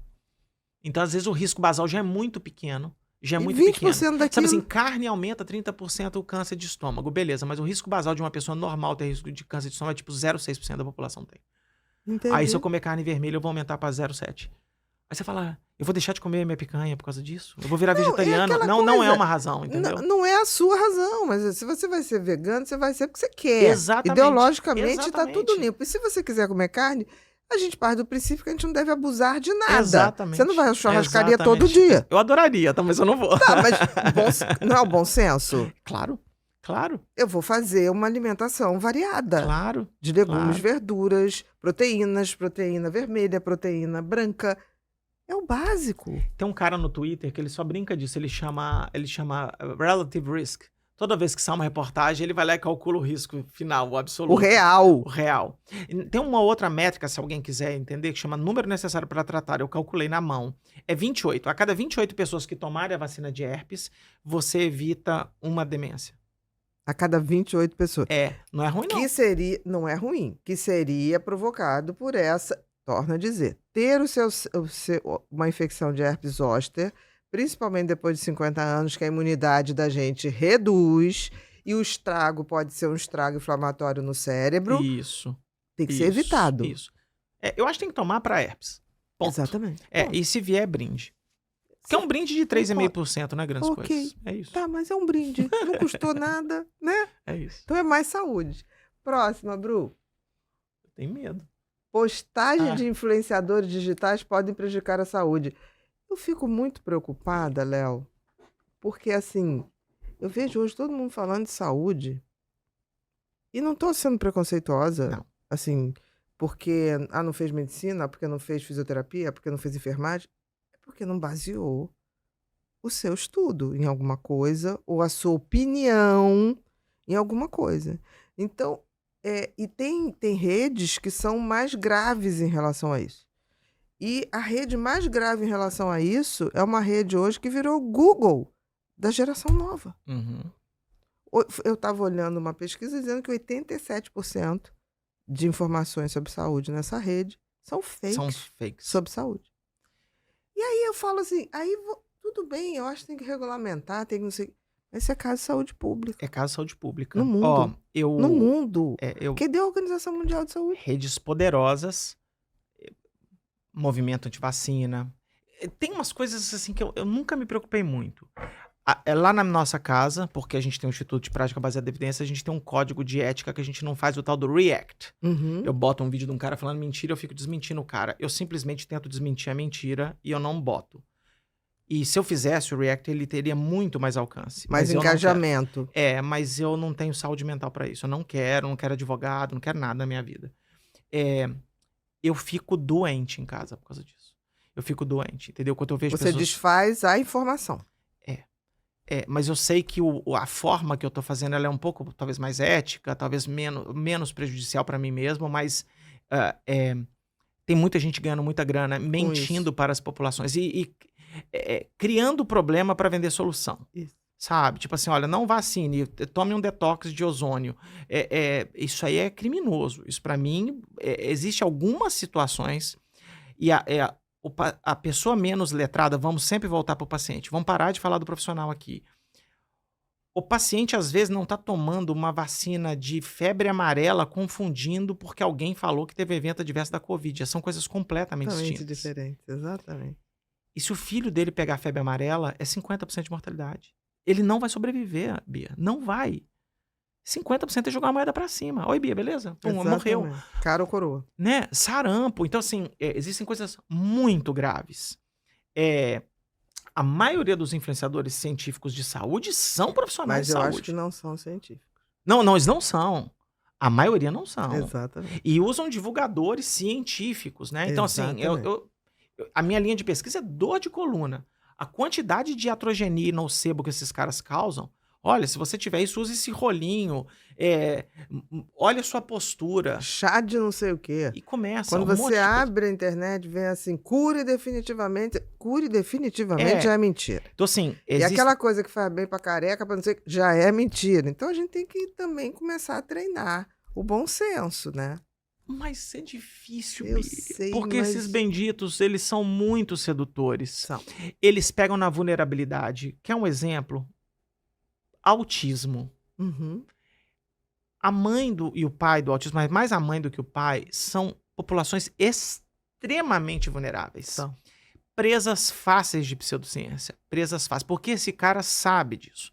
Um paciente com fibromialgia, um paciente depressivo grave, uma mãe, uma gestante, tá tudo bem, mas ela está num quadro de vulnerabilidade extrema. É verdade. Esses caras são presas fáceis disso aqui. Toma esse suplemento, faz aquilo, não opera não faz isso não, eu sei a solução do seu problema, vem aqui. Não existe isso. Não existe. E vender cura. Ninguém pode vender cura. Então, assim, e aí gente entrando na área do outro, né? Então, assim, aí eu acho horrível, entendeu? Então, fala assim, um procedimento cirúrgico, ele é eficaz, desde que feito, isso é pilar de prática baseada em evidências, o expertise profissional, a capacidade do indivíduo de saber fazer o que ele faz. Aí entra um cara que nunca fez cirurgia na vida, a formação dele não envolve cirurgia, ele não tô falando de médico, não, tô falando de não médicos. Sim. Ontem um fisioterapeuta foi preso porque ele ele necrosou o pênis de um paciente. E eu falei, o que esse bendito tava... Que ele fez? Ele injetou ácido hialurônico pra aumentar. Era. Aí eu falei... Eu não acredito. E aí necrosou, e aí descobriram que o cara não era médico e tal. E o Instagram do cara é livre, ele fala que ele é físico, ele não mentiu pra ninguém, não. Mas eu falo, cara... E aí você vê que os pacientes não prestam atenção nisso. Não. Os pacientes sempre são vítimas. O paciente nunca é culpado, ao meu ver. Nunca. Eu entendi. Nunca. Entendi o que você tá falando. Mas, assim, e aí, cara, os vídeos do cara estão falando assim, cara, você vai ficar lindo, é incrível e tal. O mundo da estética é muito perigoso. Essa coisa do culto ao corpo lindo, extremo. Esteroide anabolizante. Perfeito. Sabe? Acho que tem várias coisas aqui que... Mas eu acho que a gente tem que falar 1000 vezes, 2000 vezes, para as pessoas desconfiarem, Tem. né? E ir em canais, por exemplo, tá pensando num artigo, achou estranho? Vai lá no teu Instagram, pergunta, sabe? Tá achando que tem uma publicidade esquisita? Vai lá, pergunta. O cara fala, o cara é pesquisador. Às vezes eu escuto isso agora, porque é engraçado, isso me ofende, às vezes o cara fala assim, não, porque o fulano é um pesquisador no assunto. Aí você vê, o cara não fez nenhum mestrado, o cara não sentou numa Exatamente. cadeira de um programa de ciência para estudar como que pesquisa funciona. Eu não conheço pesquisador por talento, não. Eu conheço pesquisador por bunda na cadeira, no laboratório, Exatamente. e estudando igual um maluco, e publicando artigos científicos. E as pessoas não estão sabendo discernir isso na internet. Exatamente. E está faltando um pouco das universidades, até das escolas, abrirem esse tipo de raciocínio desde cedo, gente. Senão a gente nunca vai ter uma pátria que pensa cientificamente, questiona. Uhum. Então, não há dúvida. Próximo, Bru. 3 riscos do uso da inteligência artificial na saúde. Essa é da CNN. De acordo com a Organização Mundial de Saúde, a organização pede cautela no uso de ferramentas de modelo de linguagem geradas por tecnologia, destacando a necessidade de examinar os usos apropriados. Isso é outra coisa, Eu né? concordo. Concordo demais. Primeiro, ó, gente, IA mente, tá? Com certeza. IA Eu não sei mente. quem programou ela. E aí ela, principalmente por exemplo, a mais popular, o ChatGPT, ela mente. Então já teve um caso, eu falo assim, fale as conclusões do artigo do Leonardo Costa e Lucila Costa, publicado na Physical Therapy no ano tal. Aí ele acha e ele fala, aí eu falo, não, mas me explique mais sobre esse assunto. Aí eu falo assim, ChatGPT não é para inventar, eu quero que você fique dentro do texto. Ah, desculpa. Ele volta. Então, é perigoso. Eu acho que nós vamos ter muita coisa legal em inteligência artificial. Também acho. Um exemplo que eu tô amando de ver, olha que bacana. Quando você faz uma prótese do quadril, uma artroplastia total do quadril, o ângulo da cabeça, para quem não sabe, na cirurgia você arranca a cabeça do fêmur, joga fora isso. e coloca uma prótese metálica aqui, ou outros produtos, você substitui. Isso. E você pode substituir a do quadril também. Esse ângulo aqui, existe um ângulo meio padrão, mas esse ângulo ele é meio cada um. Cada pessoa tem um ângulo exato. Um ângulo exato. Então agora já existe instrumentos de inteligência artificial que ele pega, na hora que o cirurgião já está com a prótese encaixada, pronto para prender, ele começa a fazer cálculos de milhares de pessoas para tentar ver, baseado naquele paciente, qual seria o ângulo melhor. mais arrumadinho. Isso é fantástico. Isso vai reduzir a possibilidade de luxação de prótese, dor, desconforto do paciente, ou até perda da prótese no futuro. Exatamente. Isso é... Um dia que eu vi isso, eu falei, isso é sensacional. E o cara, eu falei, qual que é... Lógico, eu levanto a mão, qual que é a acurácia desse modelo? A acurácia é fantástica. Então, assim, é para começar a implementar amanhã. Com certeza. Eu acho que tem um hype na hora. Alguém falou, você acha que vai substituir psicólogo? Você acha, sabe, eu falo, terapia por ChatGPT, eu fico muito preocupado com isso. Não, isso é louco. Outro dia eu estava ouvindo que uma percentual bem grande dos adolescentes está fazendo terapia. Quer dizer, eles estão dizendo que estão fazendo com a Alexia. Então. E aí eu estava no salão, eu li isso numa semana, na outra semana eu estou no salão, estou lá lavando o cabelo, né? Aí tinha uma senhora, oi, gosto muito de você. Ontem minha neta, eu entrei no quarto da minha neta, ela falou, peraí, vó, eu estou ocupada. Ué, o que você está fazendo? Terapia. Terapia? Com quem? Com a Alexia. Ah, meu Deus. E a vó rindo, ela, você tem certeza? Aí ela falou, ela me entende, vó, fecha a porta. Olha, e não é uma população sem letramento estudo, mínimo, sem letramento mínimo. Não. Eu falei, meu Deus. Bia, acabei de lembrar de um estudo de um amigo aqui do Rio de Janeiro, Felipe Reis, um cara maravilhoso.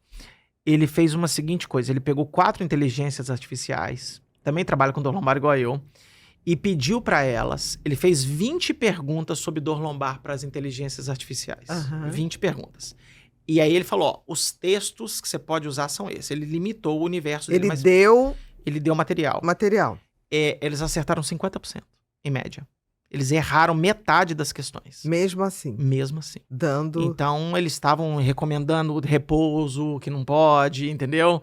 Que chega no momento, porque ele vai buscando em outros locais. Alguém falou, mas o Exatamente. prompt é ruim. Eu falei, não, o Felipe, ele estudou ciência de dados. Ele é doutor aqui no Instituto Federal do Rio de Janeiro. Ele fez outra faculdade de ciência de dados. O prompt dele tá lá, descrito o prompt. E ele fez em 4 ferramentas diferentes. Então, assim, a diferença entre elas era 5%, assim. A melhorzinha, acho que foi 56%. Então, foi um artigo super simples, publicado numa baita de uma revista, porque é um baita achado isso. Uhum. Falou, calma, vai melhorar, vai ficar legal, mas não dá pra usar, cara. Então, Até ficar bom, em a outras gente palavras, vai ter que ir podando isso. qualquer paciente ou qualquer profissional da saúde que perguntasse para a dor lombar, por exemplo, no ChatGPT 4, que é pago, que teoricamente é o melhor que tem, Sim. ele ia ter 56% de acerto. Entendeu? Então, assim, é muito ruim, na verdade. Agora, eu acho que eu tentei ir em 2 extremos. Sim, É, num que você viu que que eu- ele é 100% bacana de angular, né, uma Ô, Bia, prótese. assim, eu tenho uma história, eu e a minha esposa, que a gente perguntou pro ChatGPT assim, a gente queria fazer uma análise estatística, mas não sabia pilotar o software. Eu falei, eu preciso fazer isso, você pode me ajudar? É bizarro. São um manual de instrução que qualquer criança só seguir, apertar os botões corretos e tal. Falei, agora me ajuda a interpretar, não, nesse quadradinho vai estar isso, nisso. Isso é fantástico. Isso já pegou, já era. Não existe. Esse negócio das pessoas falarem, não, é uma realidade. É uma A realidade gente que tá vai ter que posta. batalhar para aperfeiçoá-la. Eu acho. É isso que vai eu acho. acontecer. E reduzir erro. Acho que tem muitas coisas que, sei lá, talvez interpretações de alguns exames, lá no laboratório, não é interpretar para um Entendi. médico. Eu acho que para laudar algumas coisas vai ser melhor do que o olho humano, claro que vai. Para cálculos, não É, tenha dúvida. lógico. Não Lógico. tem Agora tá perigoso. Ainda está muito perigoso. É uma realidade que a gente vai ter que. Eu acho que vai ter que ter um supervisor. Também Acho que acho. vai ter que ter um Léo Costa Vai. lá dando umas ajeitadas. Sabe o que é ruim, Bia? Assim, pessoas que são pesquisadoras, a gente é muito conservador na decisão. A gente vai falar assim, cara, mas não é bem isso, sabe? Sim, mas é importante que quando você passe para uma inteligência artificial que seja voltada para ser o máximo fidedigna, que ela fale, olha, existe essa possibilidade, Concordo. mas você veja com seu médico. Isso. É importante que não dê autonomia dela resolver tudo. Lógico. Então, assim, existe essa possibilidade. Isso tudo passa por uma avaliação. Eu particularmente gosto de alguns algoritmos. Vou dar um exemplo que foi muito legal. Eu fui pesquisador do Comitê Olímpico Internacional aqui no Rio de Janeiro, na Uhum. Olimpíada. E eu conheci uma médica britânica e lá na Inglaterra eles têm o NICE Guidelines. Então, tudo lá é teoricamente protocolado. E os brasileiros veem isso com muita reticência. Mas ela fala assim, não, eu sou... Lá funciona igualzinho o SUS. Você entra pelo clínico geral. Você nunca vai no especialista de primeira ida. É verdade. O clínico geral não vai dar conta de todas as doenças. Então ele precisa de algumas árvores de decisão para tomar. Ele não é um gênio, não tem como isso. Não tem. Então eles têm ferramentas já há muito tempo em que ele vai botando alguns sintomas e sinais do paciente e apresentações clínicas, pelo menos falar assim, eu parei aqui, eu preciso referir para um psiquiatra ou para um ortopedista, ou eu resolvo aqui mesmo. E ela fala isso com tanta naturalidade, e eu lembro que eu conversei com isso, eu vi alguns médicos assim brasileiros olhando para ela e falando, cara, você é muito robozinha, você não personaliza o tratamento. Eu falei, não, ela personaliza. Mas árvores de decisão não são problemáticas. Algoritmos, que a gente chama isso. É bem complicado porque você precisa ter um excelente clínico. Exatamente. E não só um excelente clínico, um cara muito sensato. Exato. Para saber a hora. Analítico. Tem que ser aquele jogador de futebol que distribui a bola e não vai exato. querer fazer o gol Claro, sozinho. Senão, porque se a árvore de decisão ela prosperar sozinha, não precisava ter médico. Não, né? exatamente. Que é o que Então o tem povo tá ter. falando que vai acontecer isso. Eu não acho. Mas eu acho que nós vamos avançar o sinal várias vezes e voltar. A gente vai bater errado. Acho que já estamos errando. Eu acho que a gente vai aprender errando. Vai trocar o pneu com o carro andando. Com o carro andando. Eu acho, total. Próxima, Bru. Isso aí eu achei ousado. Isso é meu. Que eu sempre questionei muito que a universidade, as universidades, e aí não estou falando federais, estaduais, públicas, estou falando das particulares, está um pouquinho desconectada da ponta de atendimento e da produção científica, porque assim, não precisa dizer o que a gente vai fazer, mas talvez dando informações que façam a gente decidir o que não fazer, Uhum. né? Uhum. E aquilo que eu te falei, um paciente com câncer, ele tem toda a liberdade, ó, você tem essa escolha, essa e essa. E também pode não fazer nada. Pode. Ele tem esse direito. Agora, ele só pode fazer essa escolha se eu der todas as possibilidades. Exato, exato, Né? exato.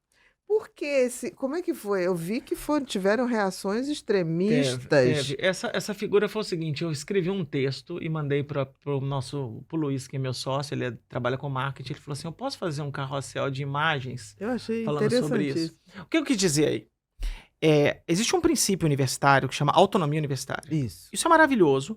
Por quê? Porque a universidade ela não pode ficar parada no tempo, ela não pode ficar presa, ela tem que ousar e ela tem o direito de errar na hora que ela quiser. Isso aí, pra mim, eu acho que é um direito que ela não pode perder. Nenhum político, ninguém conselho pode chegar lá e botar o bedelho e falar isso. Isso, autonomia médica é a mesma coisa. Isso não é permissividade para você ensinar pseudociência ou prescrever o que você quer pro seu paciente. Eu acho que esse é que é o contraponto que eu tentei isso fazer mesmo, aqui. eu entendi o tá? que você quis fazer. Então, nós temos uma evidência muito robusta, mas muito robusta. Aliás, você nem precisava de evidência, não há grande plausibilidade para o uso de homeopatia, por exemplo. Uhum. Aí, claro que um monte de gente vai brigar, foram os que mais brigaram Sim. comigo no post e tudo. Por que isso é ensinado ainda? Por que isso é uma especialidade médica? Eu acho que enquanto brasileiro e acadêmico eu posso fazer essa pergunta. Sim. Por quê? Não, mas é porque é importante saber. É importante saber que, sei lá, a gente não pode colocar isso na história da medicina, na história da farmacologia, falar um dia a gente pensou isso, que se a gente diluísse essa bala infinitamente, essa bala podia curar diabetes. E aumentava a potência. Aumentava a potência e tal. Aí eu falei, cara, não dá. Eu sempre boto uma coisa da minha profissão, pra ninguém falar mal eu falar, o Léo dá porrada nas profissões dos outros, eu dei na por isso minha. você botou Microfisioterapia. a microfisioterapia. Né? Então, assim, a microfisioterapia é uma piada de mau gosto, assim, ao meu ver, não tem plausibilidade e tudo. A psicanálise que eu coloquei, aí é um meio termo que talvez a gente arriscou nesse carrossel. Existem currículos de psicologia no Brasil que 60%, 70% do currículo é inteiro de psicanálise. Exatamente. A maioria das Então, eu acho um erro. Existem coisas melhores. Existem outras coisas. Ou então existem várias outras possibilidades que têm que ser apresentadas. E não necessariamente eu estava chamando a psicanálise de placebão, pseudociência nem nada. Eu entendi perfeitamente. A psicanálise tem algumas terapias, tem alguns ramos da psicanálise que tem inclusive visões temáticas boas, mostrando eficácia para algumas coisas. Mas quando eu olho e falo, cara, eu tô acompanhando muito o movimento da psicologia baseada em evidência. Tem uma galera muito legal na internet fazendo isso. Tem. E eles movimentaram uma legião de estudantes para isso e tudo. O problema é que ficou assim. A psicologia é bagunçada. Eu sou terapeuta cognitivo comportamental, eu sou foda, você é um porcaria. Do outro lado, também não é bem assim. A prática baseada em evidência, ela reza que eu vou usar a ferramenta correta para o problema correto. Eu vou tentar individualizar a conduta do paciente baseado na pesquisa, e não o contrário. Enfiar o tratamento de qualquer jeito no paciente. Tem hora que o tratamento é inequívoco. O cara fez uma parada cardíaca, você tem um desfibrilador, você não tem nenhuma outra. Não existe plano B. Mas na maioria das doenças não existem planos B e C. Na sua área, então, assim, existem diversos caminhos. Mas mesmo assim a gente tem que seguir protocolo. Claro. Senão a subjetividade toma um tamanho que a gente não faz nada. A minha provocação é puramente sobre a universidade. Por que a gente tem autonomia universitária e não estamos mudando esses currículos? E por que a gente persiste em ensinar coisas? Não, mas você tem que abrir a cabeça. Eu não sei se a gente tem que abrir cabeça para pseudociência. Eu vou falar muito ali da microfisioterapia. Sim, que é a tua área. Que é a minha área. Eu não sei, eu acho que não. Eu acho que nessa hora, se eu fosse coordenador já fui coordenador de curso da PUC de Minas, eu daria o tapa na mesa e falaria, não, isso não vai ser sequer mencionado dentro desse curso. O que é a microfisioterapia? Eu vou tentar. Uma base, assim, né? Porque a homeopatia eu entendo. Semelhante, dilui infinitamente e aumenta a potência. O paciente tem uma queixa. Ela, teoricamente, é uma técnica de terapia manual. Então, agora eles até mudaram o nome, parece que chama toque gentil, gentle touch, em que você vai palpando a pessoa. E aí, se a pessoa... Parece que existe uma memória do corpo de traumas que ela teve no passado. Entendi. Então, tem tipo um mapa em que a pessoa vai palpando e fala, sei lá, Opa, 1982. Eu viro pra você, Bia, aconteceu alguma coisa em 1982? Me vem na cabeça aqui agora. Na Copa do Mundo o Brasil perdeu pra Itália, o Zico era o melhor jogador do mundo e nós perdemos E de jogou melhor... um pênalti pra fora. A gente tinha uma baita seleção e perdemos. Então é isso que a sua fibromialgia não melhora. Porque o Zico perdeu um pênalti na... Eu não quis... Entendi. Se você botar no YouTube, tem cocô de pombo, é desse nível. Uhum. Aí fala, olha, mas é esdrúxulo. É esdrúxulo. Então eu vou fazer uma manipulação, uma mobilização do tecido mole e isso vai quebrar a memória do pênalti que o Zico perdeu em 82. Entendi.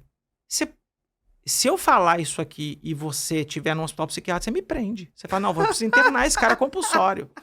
Não, e cada toque Então corresponde a uma época da uma vida época da da pessoa. vida, Então ele pode entrar entendi. até na parte uterina, enquanto você ainda era intraútero. E isso é uma microfisioterapia. Tá. Então, assim, eu acho que isso pra mim é motivo de piada. O nome fisioterapia é péssimo, até mudou um pouquinho. Uhum. E isso é ensinado. E tem cursos caríssimos sendo vendidos pra isso e Aham. tal. E eu falo com o meu colega de trabalho, ele se forma, como ele é mal letrado, ele vai gastar uma grana com isso. E ele vai ficar tentando vender isso. E depois ele vai ver que não tá dando certo. Ele perdeu tempo, ele perdeu dinheiro, os Entendi. pacientes são os beneficiários, etc. Então, assim, eu não acho... Eu sou muito amigo da professora Natália Pasternak, presidente do Instituto Questão de Ciência. Ela falou uma frase que eu nunca mais esqueço. A universidade é extremamente permissível à pseudociência. Permeável. Permeável à Uhum. pseudociência. Ela não deveria ser.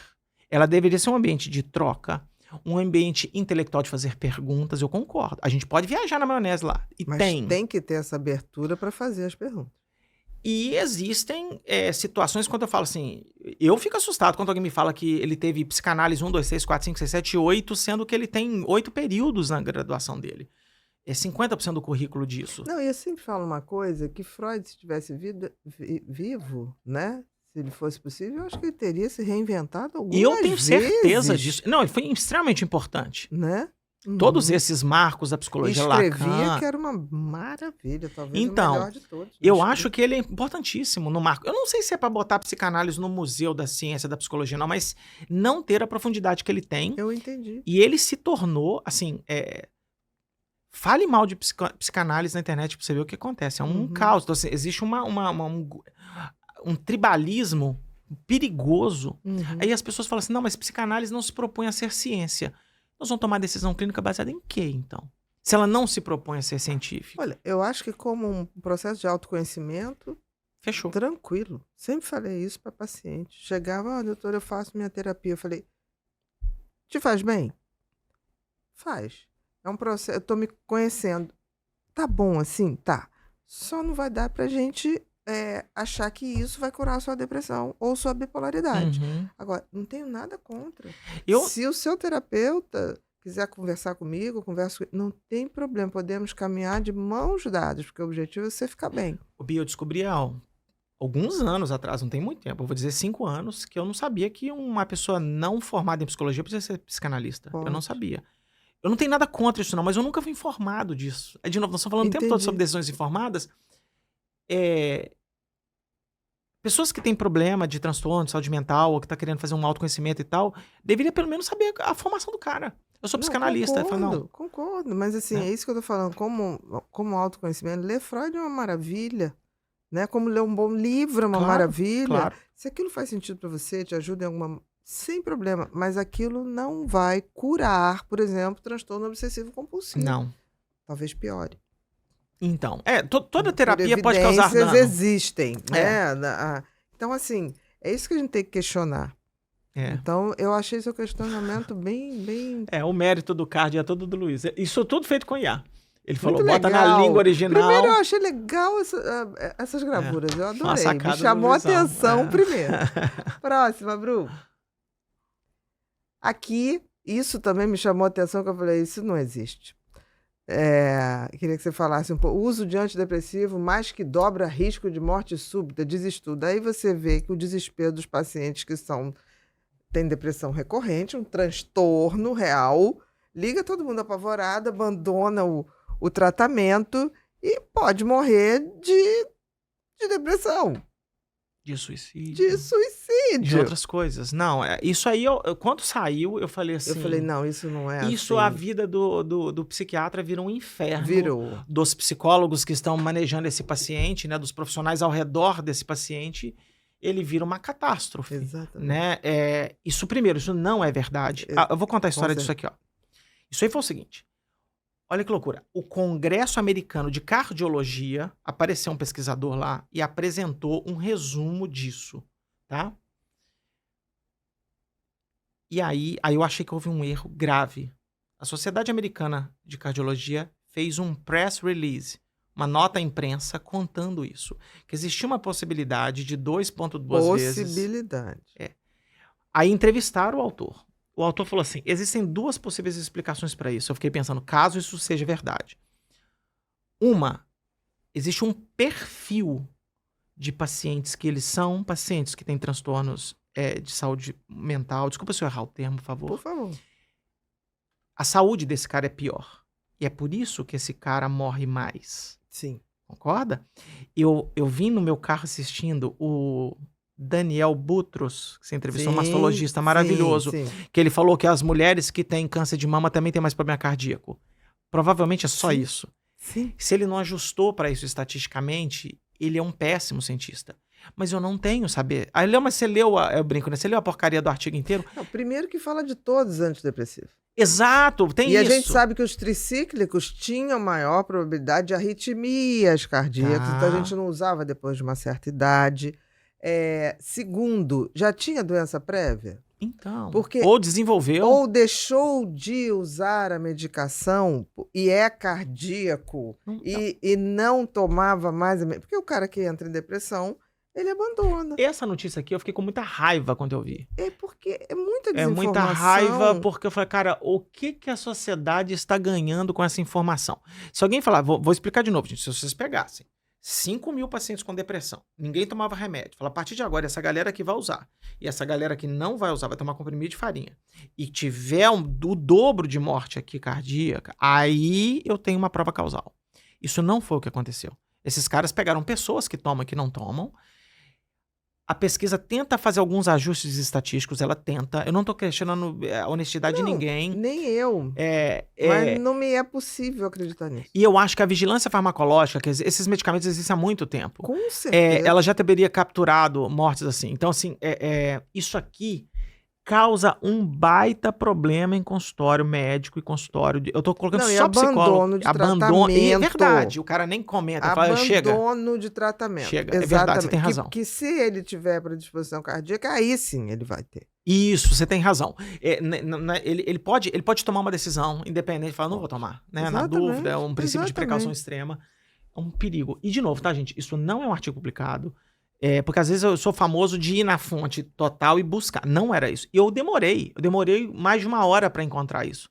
Porque eu falo, por que tá? Onde é que tá isso? Onde é que tá isso? Onde é que tá? Então, onde tá vindo isso? Aí eu coloquei em inglês um monte de coisa e falei, achei. Quando eu li o press release, que não tem um número, não tem uma tabela, não tem nada. É uma fala de um jornalista com um parágrafo, entre aspas, do pesquisador-chefe.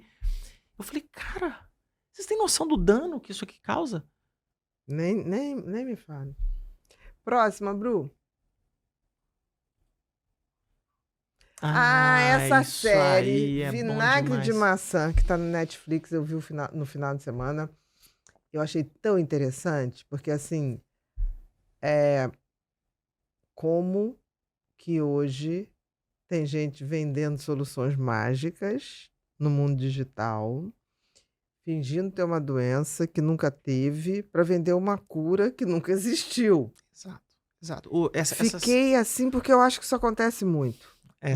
A série acontece na Austrália, né? Foi real. Foi real. Se você for no YouTube, você pega a entrevista da menina. Exatamente. Ela foi no Channel 7 lá e ela é tipo o Jornal Nacional deles. Ela foi entrevistada pelo Bonner, tava lá entrevistando ela, sabe? Sim, o Bonner de lá. O Bonner de lá. E essa história é muito legal. Assim, tem um baita aprendizado ali. Tem a história da falsária e tem uma história real de uma mulher que tinha um câncer no braço. Exatamente. E que...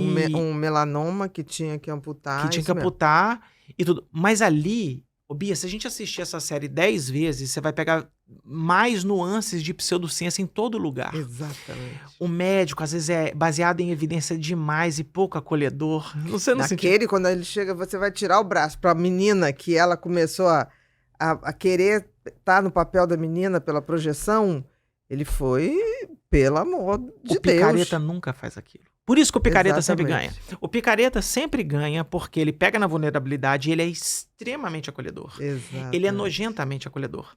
E às Puxar vezes saco. os baseados em evidência precisam aprender muito com os picaretas. Pelo menos afetividade no falar coisas difíceis, mas tem que ter Exato. afetividade. Eu acho que o filme fez de propósito, ele enrijeceu aquele médico e a menina tinha uma vertente meio natureba. Não tem nenhum problema ser Nada, natureba, nenhum. nenhum problema. Mas a menina tinha uma vertente, a menina foi tomar suco e enema de café. Exatamente. E a pra mãe se morreu. curar. Cara, o filme vai virando uma bola de neve. Exatamente. Tem um momento lá, Bia, não sei se você percebeu, que aí tem uma história de uma mulher que tem câncer de mama, que era a esposa de um jornalista que estava atrás. Isso. Aí ela vai lá para um monte meditar aqui na América do Sul. e No ela fala assim- México. no México, né? É. E ela fala, eu tô me sentindo muito bem, acho que eu quero ficar mais alguns dias. Aí, pra mim, aquilo me marca. Dá licença. A pessoa pega a maquininha de cartão de crédito. Tipo assim, você quer ficar mais 2, 3 dias, só É pagar. só pagar. Aí eu falei, Lu, Isso. Mas isso é real. é real. Aí eu falei assim, tem vários pequenos Não, é elementos. maravilhoso. Eu que sou assim, eu tenho o olho mais treinado, parece que eu leio isso o tempo inteiro. Eu fiquei assim, eu anotei várias coisas. Esse é um baita documentário que as pessoas precisam ler, mas não ficar olhando só pra falsária. O legal é que no primeiro minuto tem uma falsária. Não é só isso, é porque assim, são muitos detalhes, são muitas camadas que eu acho que exemplificam a nossa conversa. Então, Muito. eu ia falar para as pessoas baita. verem. E gostaria muito que você fizesse um comentário Sobre. dessa série.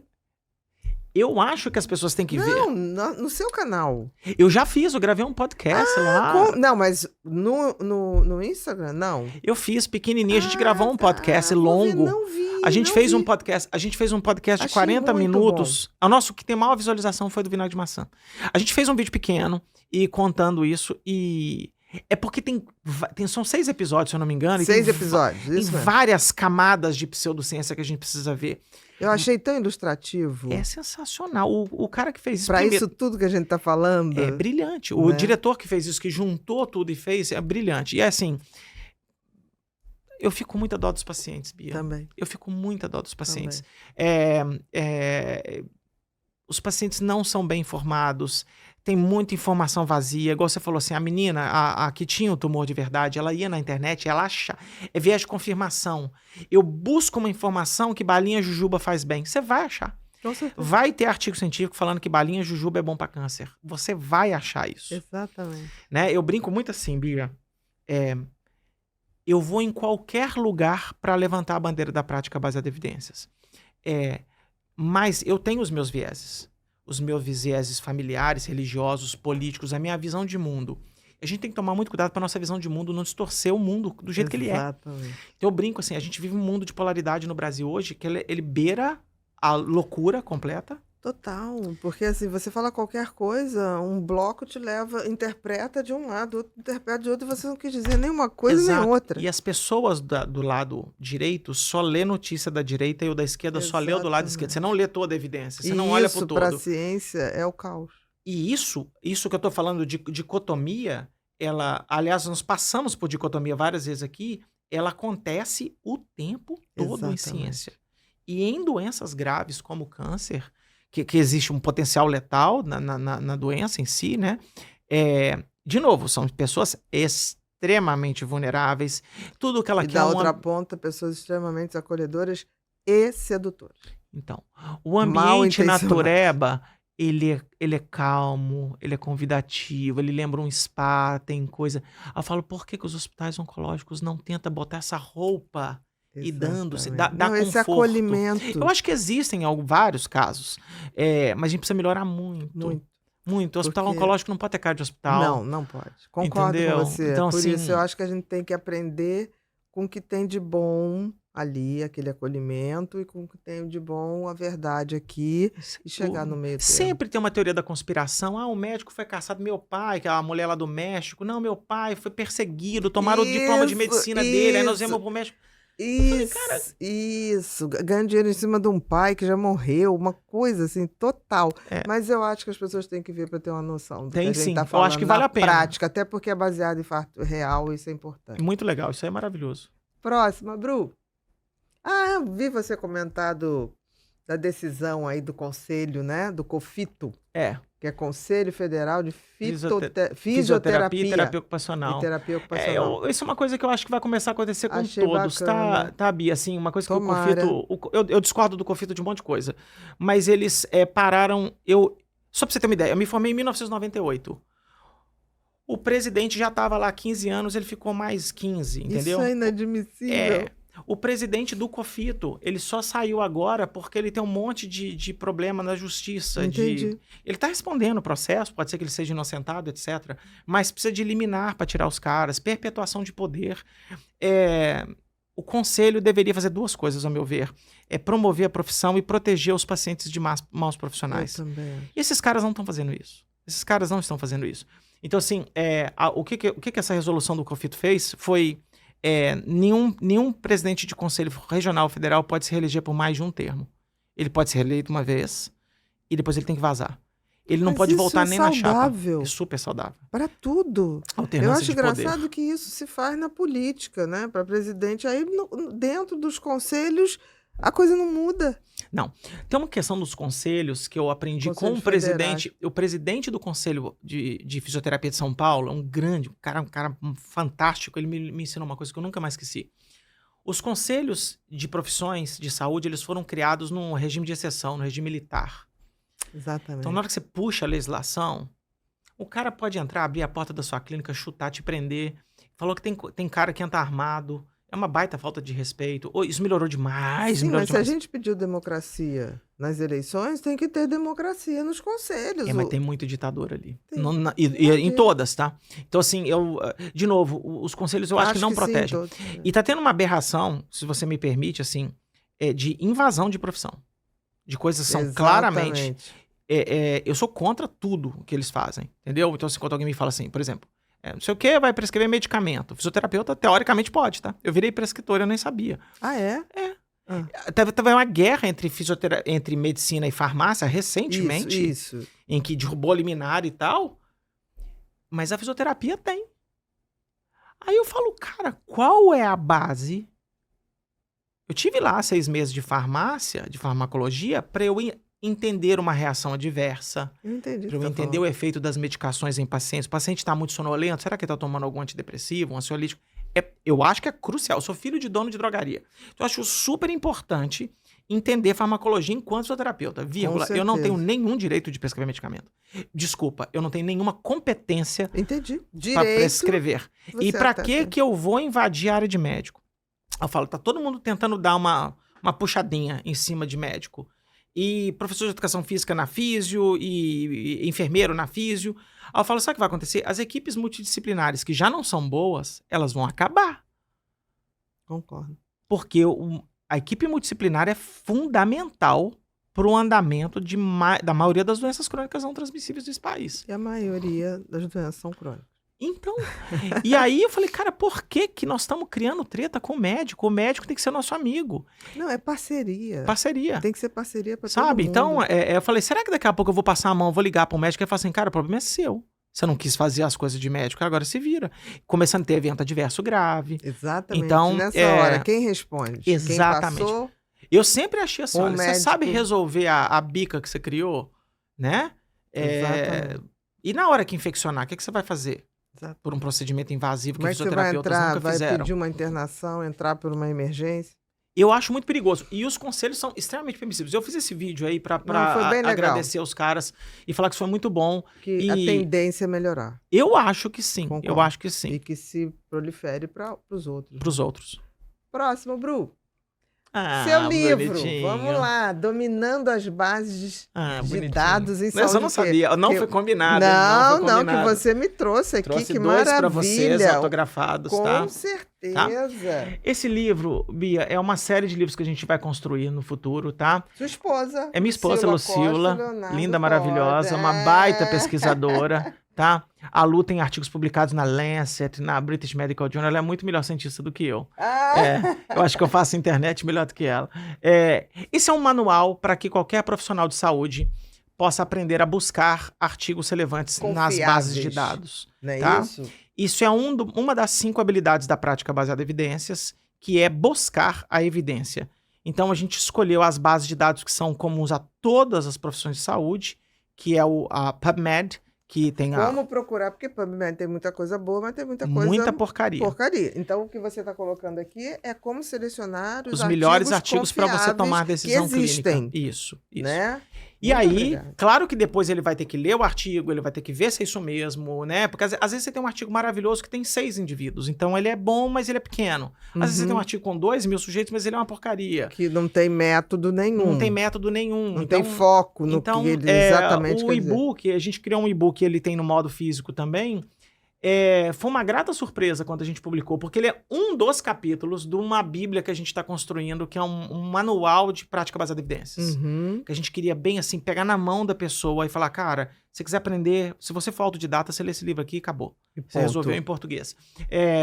E essa era uma grande dúvida. Aí esse capítulo estava muito bom, a gente resolveu envelopar e montar esse livro. E ele é um sucesso, vende pra caramba. E ele está à venda na Amazon? Ele vende no nosso site, no No Instituto site. de Prática Baseada em Evidências. Qual é o www? institutodepbe.com.br. Instituto PBE, dpbe.com.br. Esse é o nosso site. E do tem Instituto de Prática também Baseada em o Evidências. e-book. Tem o e-book, que a pessoa pode pegar, comprar e vai na hora. Tá? Perfeito. Lá tem todos os nossos cursos, informações. E quem compra o e-book tem 8 videoaulas juntos, que é um Que manual legal. para a pessoa assistir e fazer na hora. Para poder, dando as dicas mais ainda, pegando na mão. Esse é bem na mão, tela a tela e tudo. Entendi. Eu clica aqui, faz aqui. O legal do papel ou imprimir o e-book é que você pode ir fazendo aqui no seu computador Claro, na que você hora. está com o computador aqui. Maravilha, É. maravilha. Próxima, Bru. Nós chegamos agora no Repórter Pipinho, tá? Que é a comunidade Ser Humano Sustentável que recebe a informação que você virá aqui. A Legal. gente fornece o teu Instagram, que é o Leo_Costa_PBE. Isso. E aí eles mandam perguntas que eles gostariam de fazer. Eu tô com medo. Tá comigo nada, mas foi tudo lá. Tá bom, Não tá vou bom. inventar, Então tá eles bom. não vão te perguntar, Legal. tipo assim, o que eu faço se meu siso estiver Tá doendo? bom, tá Vai ao bom. dentista. Vamos lá, Bru. Sou estudante de fisioterapia e fico perdida com tantos que artigos. legal. Como saber se um estudo é realmente confiável e pode ser usado na prática? Olha, eu começo dizendo que você deve... Eu vou fazer uma propaganda de uma coisa muito legal. Por favor. Existe um site que chama Pedro, Physiotherapy Evidence Database. Meu filho chama Pedro, é só uma Pedro. coincidência. Pedro, www.pedro.org.au, de Austrália. Tá. Ele é olha que legal. Ele é uma base de dados de revisões sistemáticas e ensaios controlados, aleatorizados para fisioterapeutas e diretrizes para fisioterapeutas. Aí tem uma vantagem que ninguém tem. Tem na terapia ocupacional e tem na fonoaudiologia, que são os filhos da Pedro, que a gente brinca. Sim. Todos os ensaios clínicos que tem lá, que é o que ela quer saber, eles são julgados por 3 pessoas com doutorado, que usam uma escala metodológica, que é o que eu ensino nas nossas formações. E tem uma nota lá de 0 a 10. Se for 10 é maravilhoso, se for 0 é porcaria, e aí você tem todo um espectro de notas. Entendi. Então, a Pedro, não é um lugar de preguiçoso, mas essa nota pelo menos separa o lixo Entendi. do bom. Ainda assim, Já você precisa passou fazer a por leitura. um filtro. Ele já passou pelo primeiro filtro. Então eu brinco que qualquer ensaio clínico nota 7 para cima é bom. Em fisioterapia, não dá muito para cegar o terapeuta ou cegar o paciente. Então as notas, a maioria dos ensaios clínicos excelentes de fisioterapia será nota 8. Porque ela vai perder 2 pontinhos pelo cegamento do paciente, cegamento do profissional, porque não dá para fazer os cegamentos. Então a gente fala que 6 é ok, 7 para cima é bom. Então, olha que legal, ele pode dar 2 cliques. Colocar lá o que ele quer saber, por exemplo, Pilates e dor lombar, por exemplo. Ele quer saber se ele quer prescrever Pilates para dor lombar. Aí vai ter todas as revisões de Pilates, todas as diretrizes que mencionaram Pilates e os ensaios clínicos ordenados por nota. Que legal. Assim, ó, no clique. Não tem para medicina? Não tem tem. para psicologia? Não Não tem tem. Pedro Psi, Pedro Tem Médico? uma que chama, pra quem na sua audiência deve ser enorme, existe um site que chama OT Seeker, que é da terapia ocupacional, Occupational Therapy, e existe um que chama Speech Bite, que é da fonoaudiologia. São as 3 profissões de reabilitação da saúde, que as 3 fazem parte do departamento da Universidade de Sydney, onde eu você trabalhei. estudou. E a Pedro, e a OT Seeker, e a Speech Bite, elas são atualizadas toda semana. Que legal. É muito legal. Então, assim, ela ajuda muito o cara não perder tempo. Então, o primeiro filtro não é a solução. Eu entendi. Mas começa, tipo assim, se tá 0, desculpa, né? Você não vai perder Sabe, seu eu tempo não vou ali. ler um artigo nota 3. É, eu não vou ler vai. um artigo 7 para cima. Exatamente. Então, você já faz uma primeira triagem, você já economiza Perfeito. muito tempo. Funciona muito tempo lá. Foi maravilhoso. Já que ele é físio, aproveite. Próxima, Bru. Tenho dúvidas se sempre devo seguir a diretriz Nossa, coisa clínica. maravilhosa. Existe espaço para adaptar a evidência ao contexto do paciente? Nossa, coisa maravilhosa. Diretrizes de prática clínica são documentos, geralmente de alguma associação governamental, que tenta sugerir ou dessugerir exames ou tratamentos para pessoas das mais diversas. Existem diretrizes enviesadas. Aí isso é um saco, né? Sempre eu tenho que falar isso. Existem diretrizes maravilhosas. Então, por exemplo, se você pegar a diretriz do Instituto Nacional de Câncer, ela não será a mesma do SUS. Porque o contexto é diferente. Aí eu vou falar de contexto daqui a pouco. Então, o SUS fala assim, cara, eu até gostaria de recomendar uma mamografia todo ano a partir de 40 anos, mas eu não tenho como pagar. Bancar isso. Exatamente. Isso é uma coisa que as pessoas não conseguem entender como é que funciona a saúde coletiva. Então, a saúde coletiva, ela vai ter que tomar decisões se a fonte pagadora está disposta a pagar ou não. A gente tem que tomar muito cuidado na hora de falar PBE, de não pensar no paciente privado que paga em dinheiro para o profissional comparado com o paciente de convênio e de sistema público. Existe espaço para adaptar... Primeiro, eu brinco assim, olha, eu sou desconfiado com algumas diretrizes, mas eu vou fazer uma frase que é bem leonardiana mesmo. Se todo mundo lesse as diretrizes, o mundo seria melhor. Ponto. Uhum. Mesmo aquelas Ou enviesadas. menos ruim. Uhum. A gente melhoraria muita coisa. Inclusive, a gente às vezes tem que pegar diretrizes que não é do Brasil. O que é ruim, porque ela foi feita pro contexto de lá. Eu citei para você o NICE Guidelines, por exemplo. Eu vou dar esse exemplo rapidinho. O NICE Guidelines, o capítulo de dor lombar, eles falam o seguinte. Não deve prescrever acupuntura. Aí os acupunturistas ficaram muito bravos. Não quer dizer que a acupuntura não funciona. Quer dizer que eles têm opções tão eficazes quanto a acupuntura e que o governo não quer pagar a acupuntura, ele quer pagar outra coisa. Exatamente. Então tem que tomar muito cuidado, que as pessoas... Mas não te impede de você fazer. O critério não é funciona, não funciona. Tem outros critérios. A segunda frase é o seguinte. Contexto faz parte da PBE. O contexto faz parte da PBE. Então, eu vou usar de novo, vou usar meus exemplos para não passar muita vergonha. Um atleta amador é uma coisa. Eu, 49 anos, faço crossfit todo dia e tal, eu machucar é uma coisa. Um atleta que vai fazer o CrossFit Games, ele faz o mesmo esporte que eu, mas é o Guilherme Malheiros, aqui do Rio de Janeiro. Ele é um dos 10 melhores do mundo. Ele machucar, a decisão é outra, amigão. Com certeza. Entendeu? Talvez você vai ter que fazer uma injeção de corticoide no joelho dele para ele poder competir. Ah, mas não é a melhor opção. Não. No contexto dele é. Entendi. Porque ele custa dinheiro para ele. Então, um esporte de alto nível é um outro planeta. Não, custa dinheiro, o patrocinador não quer saber se ele... A gente deu o exemplo do Lula, aquilo ali é contexto. Sim. Então, assim, a gente brinca, né, que prática baseada em evidências... Imagina o Lula sem voz. É lógico. Não faz nenhum sentido. Uhum. O que a gente brinca, né, que PBE... Brinca não, né? A definição de PBE é a união entre a melhor evidência, um paciente bem informado e um profissional bem treinado. Tem uma outra bola por fora disso tudo aqui que chama contexto. Exato. Que é entender, individualizar o cuidado no paciente. Isso, essa colega ou esse colega me deu a melhor oportunidade que eu preciso. Porque existe um ranço que PBE é protocolar, que PBE é algoritmo. Ele não é, igual eu falei, eu não tenho muito medo de algoritmo nem protocolo. Quando ele tem que fazer o protocolo, você faz o protocolo. A minha mãe tem obstrução intestinal por muitas cirurgias, igual que o Bolsonaro tem da facada. Fez bridas. Fez várias bridas. Né, em Quando ela top chega, com a cicatrização. Ela direto internada. Você vê que é protocolo. Oi, tudo bem? Chegou, ela fala assim, tá bom, interna aí, passa uma sonda nasogástrica, entendeu? Desobstrui, jejum, já tem um protocolo baseado em evidências totalmente estabelecido. As melhores redes hospitalares hoje tem protocolos que não tem que inventar. Não Chegou tem que infartado, inventar. faça isso, Mas isso. para Chegou... chegar nesse protocolo, você tem que ter uma evidência completamente robusta, Exatamente. que ela não vai causar dano, que ela é ok. Ah, não, aí se piorar, então você considera em cirurgia, mas se operar dá mais brida e por aí vai. Então, assim, Isso mesmo. temos que tomar cuidado de achar que PBE é protocolo. Senão vai ser o inteligência artificial cuidando de gente. E não é. Exatamente. Não é. Eu acho que você tem que ter um protocolo robusto e você tem que, ainda assim, individualizar. Total. Escolhas. Isso é o melhor dos mundos. Até dose, né, Bia? exatamente. Então, assim, vamos começar pela dose. As doses são individualizadas. Não, a gente vê. Dose de exercício, por exemplo, é um negócio ultra complexo. Ultra complexo. Como é que eu vou tratar uma dor lombar através de exercício com uma senhora de 80 anos e uma bailarina? O Exatamente. protocolo é mais ou menos o mesmo. Mas tem dose, tem posicionamento, tem tudo que eu Tem faço. expectativas, tem... Cirurgião destro e canhoto, é via de acesso. Então, assim, o cirurgião fala assim, cara, eu prefiro entrar por ali. Existem diferenças. Exatamente. E as pessoas às vezes esquecem disso. Ele tá fazendo, teoricamente, o princípio da cirurgia é o mesmo. Mas o cara vai fazer num ângulo um pouquinho diferente. Um pouco diferente. Lógico. E aí pode ser que aí a inteligência artificial Pode ajudar muito. pode ajudar muito Uhum. calculando esses ângulos para que não haja tanta Concordo. diferença. né? Concordo totalmente. Próxima, Bru.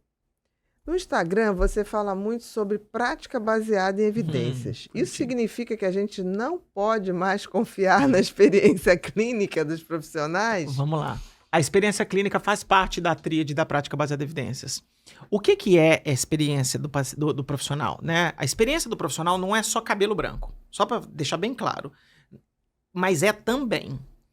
Todo podcast fala a mesma frase. Uma vez o comandante Rolim, que era presidente da TAM, ele falou assim, se você quiser voar tranquilo, você precisa de um avião novo e um piloto velho. Isso Adorei. é muito boa essa frase, né? Adorei. Porque pousar em Santos Dumont não é mole, Não, Congonhas, né? não, Outra coisa não. é pousar ali no Galeão, em Confins, é Sim, molezinha. tem uma pista O cara imensa. joga lá na pista, lá não vai dar muito problema. Então, assim, é claro que a experiência clínica conta, gente. Por favor, é claro que sim. E é ali que ele vai conseguir individualizar a conduta, etc. Mas a experiência clínica também tem a ver com treinamento. Então, por exemplo, porque senão só os mais velhos seriam os melhores. Mas eu acho, o Léo, que não é uma coisa ou outra. Não. São as duas coisas. PBE é a interseção das três coisas. É um paciente bem informado, que ele pode tomar decisões em comum acordo com o profissional, um profissional bem treinado e evidência de alta qualidade, que não é qualquer evidência. Então, assim, quando você vai fazer uma residência, o que você está indo buscar lá é experiência. Exatamente. É estar ao lado de mentores. De quem tem experiência. Exatamente. E seria melhor ainda se tivesse vários mentores, para você pegar o que cada um tem de melhor. Isso mesmo. Né? Estágios, treinamentos, mentorias, tudo isso tem a ver. Por que um pesquisador que tem 200, 300, 400 artigos vai fazer uma porcaria de um pós-doc? Sabe por quê? Porque ele quer ver um outro cara melhor do que ele ainda Exatamente. e aprender uma nova habilidade. Entendeu? O maior pesquisador de área musculoesquelética do mundo hoje foi meu orientador de doutorado. E ele busca. Né? Então, a experiência clínica não é só a manha. O cara que é só mão santa, ele não é um bom médico. Pelo contrário, eu tenho várias ressalvas sobre isso. Agora, quando eu fui fazer meu implante capilar, eu tenho exatamente 1 ano, eu fiz em março, eu estava bem careca. Eu sabia a evidência antes de ir no médico. Entendi. Só que eu tentei procurar um cara que tinha larga experiência em fazer o implante. Entendeu? E eu procurei um cara que tinha, sei lá, mais de 1.000, 5.000 implantes. E eu procurei. Aí eu achei. Ele não sabia, mas eu já fui na consulta decidido o que ia fazer. Ele não precisava me vender a cirurgia. Entendi. Eu falei, ó, tô careca, o que você acha e tal. Ele examinou e tal, deixei ele falar tudo. Aí eu levei meu dever de casa, todas as contraindicações, riscos, se eu posso ir pro crossfit, se eu não posso, qual que é a chance do meu cabelo necrosar. Teria... Falei, sei lá, pode ter uma necrose, pode ter uma infecção. Não, quanto tempo eu não posso fazer atividade física, Isso, papapá, né, pra eu me na preparar e recuperação, tudo. Isso. E no final ele falou, cara, você fez o dever de casa mesmo, né? Eu falei, eu fiz. Depois a gente se tornou um grande amigo e tal. Eu falei, você já estava escolhido. Eu só queria saber o preço e a data e se as possíveis reações adversas eu saberia. Então, assim, é super importante. Com certeza. Lembra disso, gente, PBE não é prática baseada em artigo. As pessoas estão confundindo as coisas. É porque no curso que eu ensino, nas nossas formações, eu ensino É uma das etapas etapas eu ensino um você pilar que não é selecionar ensinado. boa informação. Entendeu? Agora, a informação sozinha é só pedaço de papel. Exatamente. Entendeu? Fala assim, como é que eu saio Se daqui não até cair lá? na mão de um bom profissional que a utilize com sensatez e com ética em relação ao paciente. Bia, eu sempre dou esse exemplo. Waze. Eu vou sair daqui do Rio de Janeiro e vou falar, me leva pro Galeão. E ele pode me jogar por dentro de um lugar altamente perigoso. É a evidência. Ele falou, a minha evidência é que o mais rápido é esse. Mas na mão de um motorista experiente, ele vai falar o seguinte, não, eu conheço essa área, tudo bem que aqui é 20 minutos, aqui é 40, mas aqui, cara, tá tendo muito assalto, é perigoso. Então nós vamos dar a volta. A gente vai fazer outra escolha. A informação não vai ter isso. O Waze não te informa que tem traficante ou bandido, ou que a estrada tá estragada. Se muita gente começar a reportar que a estrada tá estragada, ele vai começar a anunciar. Sim, mas aí você já passou por lá. Você já passou. Perfeito. Tá? Próxima. Depois pode até dar o nome do que fez o implante de cabelo, ficou muito bom. Marcos Kawasaki, ele é muito bom, é muito bom. Porque tem tanto mito circulando na área da saúde, mesmo com acesso à informação. Aquele autor do Sapiens, falou, né? Sabe o Harari? Sei, o Harari. Harari, ele fala que a maioria da informação que existe no mundo é falsa. Fazer informação, gente, é fácil. Eu e a Bia podemos chegar aqui agora e falar assim, vamos inventar uma história aqui agora, inventar um mecanismo e curar o transtorno de ansiedade generalizada em 2 cliques. É fácil. Exatamente. É difícil, é montar um conjunto de dados. Basta tomar uma água com suplemento que não sei o quê, botar mais não sei o quê, a água que nasce na fonte de não sei aonde. A maioria das informações em saúde são falsas. Não acho que é só na saúde, não. Eu acho que na política, numa série de coisas Dado é diferente. Dado é diferente. Então, assim, e ciência dá trabalho. Ciência dá muito trabalho. E, às vezes, para desmentir uma informação incorreta, dá muito trabalho. E, às vezes, eu não tenho argumento nem para combater, porque nem existe evidência sobre o assunto. Exatamente. Né? Existe um princípio na ciência que eu adoro, Bia, que é o seguinte. Se eu não sei se funciona, eu tenho que assumir que não funciona de antemão. Entendeu? Eu não sei. Mas aí, eu tenho uma pergunta. Aí não é nem dali.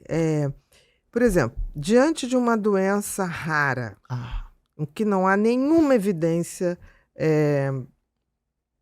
palpável de fazer algo, como é que o médico se porta você vai na pra evidência, ponta? Você vai para evidência indireta. A gente fez isso na Covid, não deu certo. Então, mas vamos dizer assim, não é instintivo que se tente fazer algo quando a gente não tem nada. Claro. Eu acho que às vezes você não precisa de evidência para tudo. A gente brinca que tem evidência direta, indireta e inequívoca. Mas inequívoca não capa doença grave. O que é inequívoco? Um cara tá com a fratura exposta na rua. Não, é inequívoco. O cara parou, teve uma parada cardíaca, você não vai fazer ensaio clínico. Existe a evidência direta, que são as melhores, e existe a indireta. São doenças que parecem com aquela doença e que hoje é o que eu tenho na minha mão para fazer. Entendeu? Então, assim, aí você vai ter que lançar a mão disso, porque o paciente precisa de solução. Ou de mais investigação, para ver se o diagnóstico é esse mesmo, ou de soluções. Nessa hora de doenças raras, nós vamos ter que abrir mão dos grandes ensaios controlados e aleatorizados. E vamos ter que ir pra... Não teremos. O ineditismo de uma determinada patologia. E não teremos. Nós vamos ter que ir, talvez, para estudos de caso único. Eu falo que as grandes síndromes genéticas infantis, por exemplo, você pega a artrogripose, por exemplo, eu não sabia disso até pouco tempo atrás. Aí fala artrogripose, aí você lê no livro, artrogripose tem isso, as articulações estão comprometidas. Aí você vê tem 50 síndromes diferentes em cada criança daquela. E cada uma vai acabar morrendo de uma outra situação, ou tendo problemas cardíacos, outras não vão ter e tal. Por que alguns Downs vivem muito, outros menos? Aí nós vamos ter que individualizar no contexto e tudo. Então, assim, a evidência indireta serve para isso. Para não passar batido, na pandemia, o início a gente tratou como se fosse uma síndrome respiratória aguda grave por influenza. Exatamente. Infelizmente, não era tão parecido quanto era. Então, a gente teve que aprender a trocar pneu com a roda andando, cometemos vários erros. E aí, a fisioterapia respiratória também teve que aprender. Ventilação mecânica, foi muita coisa. Não foi só na parte de medicação e vacina. Não. Todo mundo apanhou junto. E todo mundo saiu, muita gente saiu viva do outro lado. Então, assim, existe isso aí. Por favor, é importante que a gente entenda que, diante de não tem nada a fazer, a gente começa a tentar ver. Não, a influenza fazia todo sentido. É uma coisa respiratória. Então vamos tentar a medicação que a gente dá para H1N1. Exatamente. E não foi. Exatamente. Vamos usar retroviral, vamos fazer isso e tal. Vamos tentar. E aí, Ali tem uma história científica que precisa ser documentada, sabe? Tipo, a gente fala assim, não, mas tem um componente inflamatório muito severo. Aí viram que quando você dava corticoide lá na UTI, você salvou muita gente, uma droga barata e tal. E tinha uma hora certa, né, de fazer isso, e o pessoal acertou. O pessoal que trouxe o corticoide... Então assim, tentar entender essas nuances e ir usando evidência indireta enquanto tem uma outra tropa embaixo de pesquisadores tentando acelerar. A gente não pode criticar quem tentou alguma coisa. Eu não, de forma alguma. De jeito nenhum, porque diante do nada a gente tem que tentar fazer alguma coisa. E perdemos o racional também, né? Quando você tá apavorado e tal. Mas tá bom. exatamente. Eu acho que tem que ter uma grande aprendizado aquilo ali. Eu também acho. Pra ninguém sair criticando ninguém assim. Eu concordo. Aleatoriamente. Concordo. Próxima, Bru. O que fazer quando o paciente pede um tratamento que a gente que já bonitinho. sabe pelas evidências que não funciona bem? Então, isso é super difícil, tá? Um paciente já chega e fala, olha, eu me dei muito bem com isso aqui. É só você fazer a mesma coisa. Existe uma coisa que chama backfire effect. Se você simplesmente falar assim, não, ô burrão, eu não vou fazer isso, eu vou fazer outra coisa, a chance de você perder esse cara é enorme. Pode ser que um ou outro ele vai topar. Pense sobre o assunto, né? Eu acho que talvez você vai ter que... Se essa... Nossa, eu vou fazer uma afirmação muito perigosa aqui agora. Se não for pra causar dano, eu acho... Na fisioterapia isso é muito comum. Você meio que vai fazendo um pacote de coisas com aquilo ali e vai tirando. Você vai desmamando aquilo. Entendeu? Você vai desmamando devagar e vai convencendo o paciente ao invés de simplesmente confrontar com a evidência. Tem que criar uma confiança. Aí aquilo que você falou... Uma aliança terapêutica importante. Criar esse ambiente acolhedor, esse que muitas vezes os charlatões usam, a gente tem que aprender a usar para fazer o que tem que ser feito. Eu acho. Então, assim, às vezes, a gente não pode fazer prática baseada em artigo, nem prática baseada em evidência. Nós temos que fazer prática baseada em evidência. Então, assim, e ser inteligente do ponto de vista de inteligência emocional. Exatamente. Mesmo, e vir colocando as coisas e vir tirando. Por isso que eu digo assim, as pessoas falam, o pessoal da prática baseada em evidência é frio para qual... Não é. Eu acho que ainda... Tem uns que eu achei... O exemplo do vinagre de maçã foi maravilhoso. Ali eu acho que eles exageraram um pouco na dose, né? Mas, por exemplo... Médicos americanos é muito assim. Ele vai te dar uma coisa e fala, olha, você tem tanto tempo de vida, se fosse você tem seguro? Seguro de vida? Você tem alguma coisa? Tá na hora de fazer o testamento? Eles falam, é pior ainda, porque eles ainda vão para a parte prática. Pode ser dito isso de outra forma. Primeiro vamos tentar fazer tudo aqui. Se o paciente falar, doutor, se eu tenho esse tempo, eu tenho que ver algumas coisas que eu gostaria de ver. Faz sentido, se eu tenho alguém de confiança, pessoas que você possa deixar algum desejo, se isso acontecer dessa forma, é outra maneira. Bia, mas é engraçado assim, olha eu voltando a falar mal da universidade, né? Nós não temos essas soft skills na universidade. Não, por exemplo, hoje o médico de plantão, isso já acontecia na minha época, quando começou o negócio da possibilidade de transplante, muito raro, ainda acontece pouco, chegava, tipo assim, vai lá dizer se pode doar porque o filho já teve morte cerebral.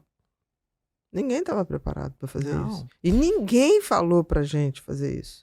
Então, assim, aí tinha aquele que era mais a gente brincava que os nossos colegas meio texano, que chegava lá, o negócio é o seguinte, seu filho não tem mais, para a pessoa quiser... Eu, quando fui fazer, eu vi muitas vezes esse meu amigo texano, eu falava assim, nossa. Aí... Eu sou daquela pessoa, se tiver que chorar, eu choro, não tem problema nenhum. Eu cheguei a olhar, infelizmente, seu filho não tem mais como reverter. Ele está no que a gente chama de morte cerebral. Mas se ele viver, vai ficar com muitas e muitas sequelas. Mas acho pouco provável que isso ocorra. E eu sou obrigada a fazer essa pergunta, se a senhora queria doar órgãos, porque isso... pode salvar vidas e talvez seja uma maneira de eternizar seu filho. Quando você fala uma maneira de eternizar seu filho, muda. Então não ficava, a senhora tem que decidir porque eu tenho que chamar o pessoal. Tem pessoas que são naturalmente empáticas e têm soft skills, essas habilidades emocionais muito fáceis. Outras pessoas não são. Elas não são do mal. Então elas têm que ser treinadas. Entendi, tem que ser treinada. E nunca é fácil. Não. Aí a pessoa acha que falar isso, você não pode chorar porque você é médico. Porque eu me boto na posição se fosse eu. E todas as vezes que eu tive que falar alguma coisa desse tipo, me emocionei. Não me descontrolei, me emocionei. E eu me lembro que a mãe se fosse seu filho, o que a senhora faria? É. E essa aí eu pergunta. podia, se fosse o meu, aí eu faria isso. Uhum. Agora, a decisão de vocês. Claro. E o que vocês resolverem, Tá certo. não tem certo nem É. tem errado. Não vai ser, porque não doou, porque é malzinho. Porque... É o que vocês resolverem. Eu ainda acho que o conjunto que a gente chama de universidade, falta assim, a gente sai não sabendo nada de empreendedorismo, por exemplo, de montar um negócio, sabe? De fazer Por que tanto médico fracassa, Então, é roubado exato, pelos exato. contadores? E por que isso a aconteceu gente não comigo? aprende nada Nada. eu não sei falar soft skills em português, desculpa. De acolher as pessoas. Exatamente. Entendeu? Tem pessoas que passaram em medicina porque eles são muito inteligentes. Eles estudaram A pra gente caramba. não aprende essas habilidades. Mas o cara, na verdade, ele tinha que ficar atrás de um computador, porque não consegue conversar com as pessoas. Dá pra treinar esse cara. Exatamente. Tudo é treinado. Ou então bota ele para ser um tremendo pesquisador no laboratório, que ele vai produzir horrores. Talvez entendeu? trabalhar com na radiologia, não sei. Eu não quero ser injusto com ninguém. Nem isso, porque radiologia, ninguém vai fazer um exame sem conversar com o paciente. Sem tocar. conversar. E super geralmente difícil. vai fazer uma ressonância porque tá com a suspeita de um tumor. O cara, doutor, você fala, fica tranquilo, eu vou fazer o exame, vou mandar pro seu médico. Isso tudo é treinado. E eu acho que essas habilidades não são ensinadas. Tudo bem que fora da universidade você pode aprender, mas pode ser que o cara perca muito tempo, perca pacientes. A profissão perde. Eu acho que o mundo da saúde perde. Eu acho que... Concordo com você. Próxima, Bru. Como convencer colegas mais antigos a adotarem uma abordagem baseada em evidências sem parecer arrogante ou desrespeitoso? O convencer é perigoso pra mim, tá? Convencer é o seguinte, ele tá querendo ser convencido, ele tá pedindo... Eu sou muito dessa. Eu aprendi uma frase... Se assim, a pessoa não tá querendo nem saber, não vai ser convencido. Quando a minha esposa engravidou, eu recebi um conselho, e ela falou, é o último que você recebeu. A frase é assim, apenas aceite conselho se você tivesse pedido o conselho. Muitos pais e mães querem aprender sozinhos. Claro que dá pra cortar caminho, mas eu não quero que ninguém fique opinando pela minha vida, como é que eu vou cuidar dos meus filhos. Então, assim, eu tenho esse mantra, pra mim é mantra, assim, ó. Se você me pedir uma opinião, Bia, eu vou fazer de tudo pra te ajudar. E dar melhor que você puder. Da melhor que eu puder. Eu saí de um podcast recente, em que a mãe queria, a pessoa queria um conselho. Eu parei um dia inteiro da minha vida. E mandei o maior WhatsApp da minha vida pra tentar essa pessoa tomar a decisão. Se ela não tivesse me pedido, eu não faço. Com certeza. Ela falou, soltou uma frase, falou aqui, deixa eu te dar um toque. Eu não faço isso. Agora, outra coisa, se o cara pediu, eu acho que vale a pena. Eu sou muito assim. Aí eu vou ser meio pragmático, vou ser meio texano. Vamos lá. Se não for baseado em evidência, será baseado em quê? Entendeu? Eu sempre pensei nisso. O paciente tem certeza que a gente é baseado em evidências. Isso é um mantra. Parte da premissa. Parte da premissa mas ele não sabe. Ele vai falar assim, esse cara ficou 6 anos na USP, na UFRJ, estudando. Ele fez residência e tá. Então, é esperado de nós, aliás, no nosso juramento de todas as profissões de saúde, tive cuidado de olhar. Todas. Tem uma frase mais ou menos assim, eu juro que eu vou trabalhar com os princípios da ciência. Então tem uma questão ética. Não ser baseado em evidência é um problema ético. Eu acho que às vezes o que acontece aí é que existe uma arrogância bilateral. Esse cara só quer fazer o que está escrito no artigo e dane-se da minha experiência, o que não é PBE. E do outro lado, eu sei PBE, logo o outro cara também não sabe atender paciente. Então assim, eu tô lendo sobre isso muito. Tribalismo. Tem a tribo da PBE. E essa tribo é extremamente perigosa e o problema é que eles acham que eu sou um dos líderes dessa tribo. E eu não acho... Eu acho que eu já fui. Uhum. E eu tô querendo muito mais falar assim, cara, senta aqui, tio. Vamos conversar. Entendeu? Quando a gente dá curso de prática baseada em evidência, tem gente que paga e fala assim, lá pela 4ª, 5ª hora de curso, ele fala assim, agora que eu entendi o que você tava falando. Porque você puxa o fio do zero. Eu falo, gente, sai da página 1 do livro de PBE. Sai daquela pirâmide de evidência, aquelas 3 bolinhas uma em cima da outra. Sai dali. Você pode mais do que isso. É mais. O Estado quer PBE. O convênio quer PBE. O paciente espera. Eu sempre coloco, o paciente espera. Mas antes do paciente esperar ciência, ele espera ser cuidado. Então você tem que ser 2 coisas. Você não pode ser um filho da mãe. Você tem que ser um cara empático, amigo. Um cara que minimamente empático. E competente. E a competência tem que vir da PBE. Ela tem que vir da evidência, desculpa. De uma ótima evidência. Exatamente. Porque se ela não vier de lá, vem de onde? Né? É isso que eu tô falando. Só se justifica que não venha em casos de ineditismo. Mas deixa eu dar um Né? ponto. E mesmo assim, Eu a concordo. gente vai fazer a questão da semelhança. A evidência, ela quer resolver os grandes problemas da humanidade. Exatamente. Infelizmente, e esse é um problemão, tá? A maioria dos cientistas não quer estudar doença rara. Ele quer estudar câncer de mama, doença cardíaca, depressão, dor lombar, fibromialgia, quer estudar doenças muito prevalentes na população. Comuns. As doenças mais raras, elas são negligenciadas até São. por pesquisadores. São. E aí tem um problema perverso, porque as grandes revistas não querem publicar, entendeu? O cara, como é que eu vou pedir uma verba? E apesar de ser raro, é raro em termos de estatística, mas em termos de quantidade de gente, não é tão raro assim. É verdade. E quando é um filho, quando é um pai, quando é uma mãe, essa raridade cai Claro, por chão. claro. Então, assim, é super difícil. Aí eu acho que a gente tem que buscar outras soluções ainda dentro do território de evidência. Igual a gente falou, evidência indireta Uhum. ou plausibilidade. Plausibilidade pode passar umas rasteiras, igual eu falei da flecainida, por exemplo. Mas às vezes é o que você tem na mão. Exatamente. Agora, eu não gosto quando a pessoa fala assim, não, vamos criar uma nova plausibilidade para hipertensão arterial. Eu falo, pô, depois de tudo, nós vamos jogar o livro do Guyton, da Tratado de Fisiologia Humana fora, e todas a ciência acumulativa, né? Então, assim, tem umas coisas que a gente não precisa voltar para trás, a gente vai para cima, vai para Você frente. pode melhorar. Pode melhorar. Isso né? que eu acho que é E- a grande visão. É a grande sacada. Subir nos ombros dos que vieram, dos Exato, grandes, né? exato. O cara, quando pisou na Lua, acho que foi o primeiro, falou isso. Sabe assim, sei Estamos lá, aqui diabetes, né? homenageando, subindo nos ombros dos outros que nos permitiram estar aqui, Sei lá, né? eu fico vendo assim agora, tem uma mãe diabética, né? Cuido dela. Insulina sempre foi padrão ouro. Ah, mas você tem agora a dapaglifosina, que tira o açúcar e bota no xixi da pessoa. Joga pro rim.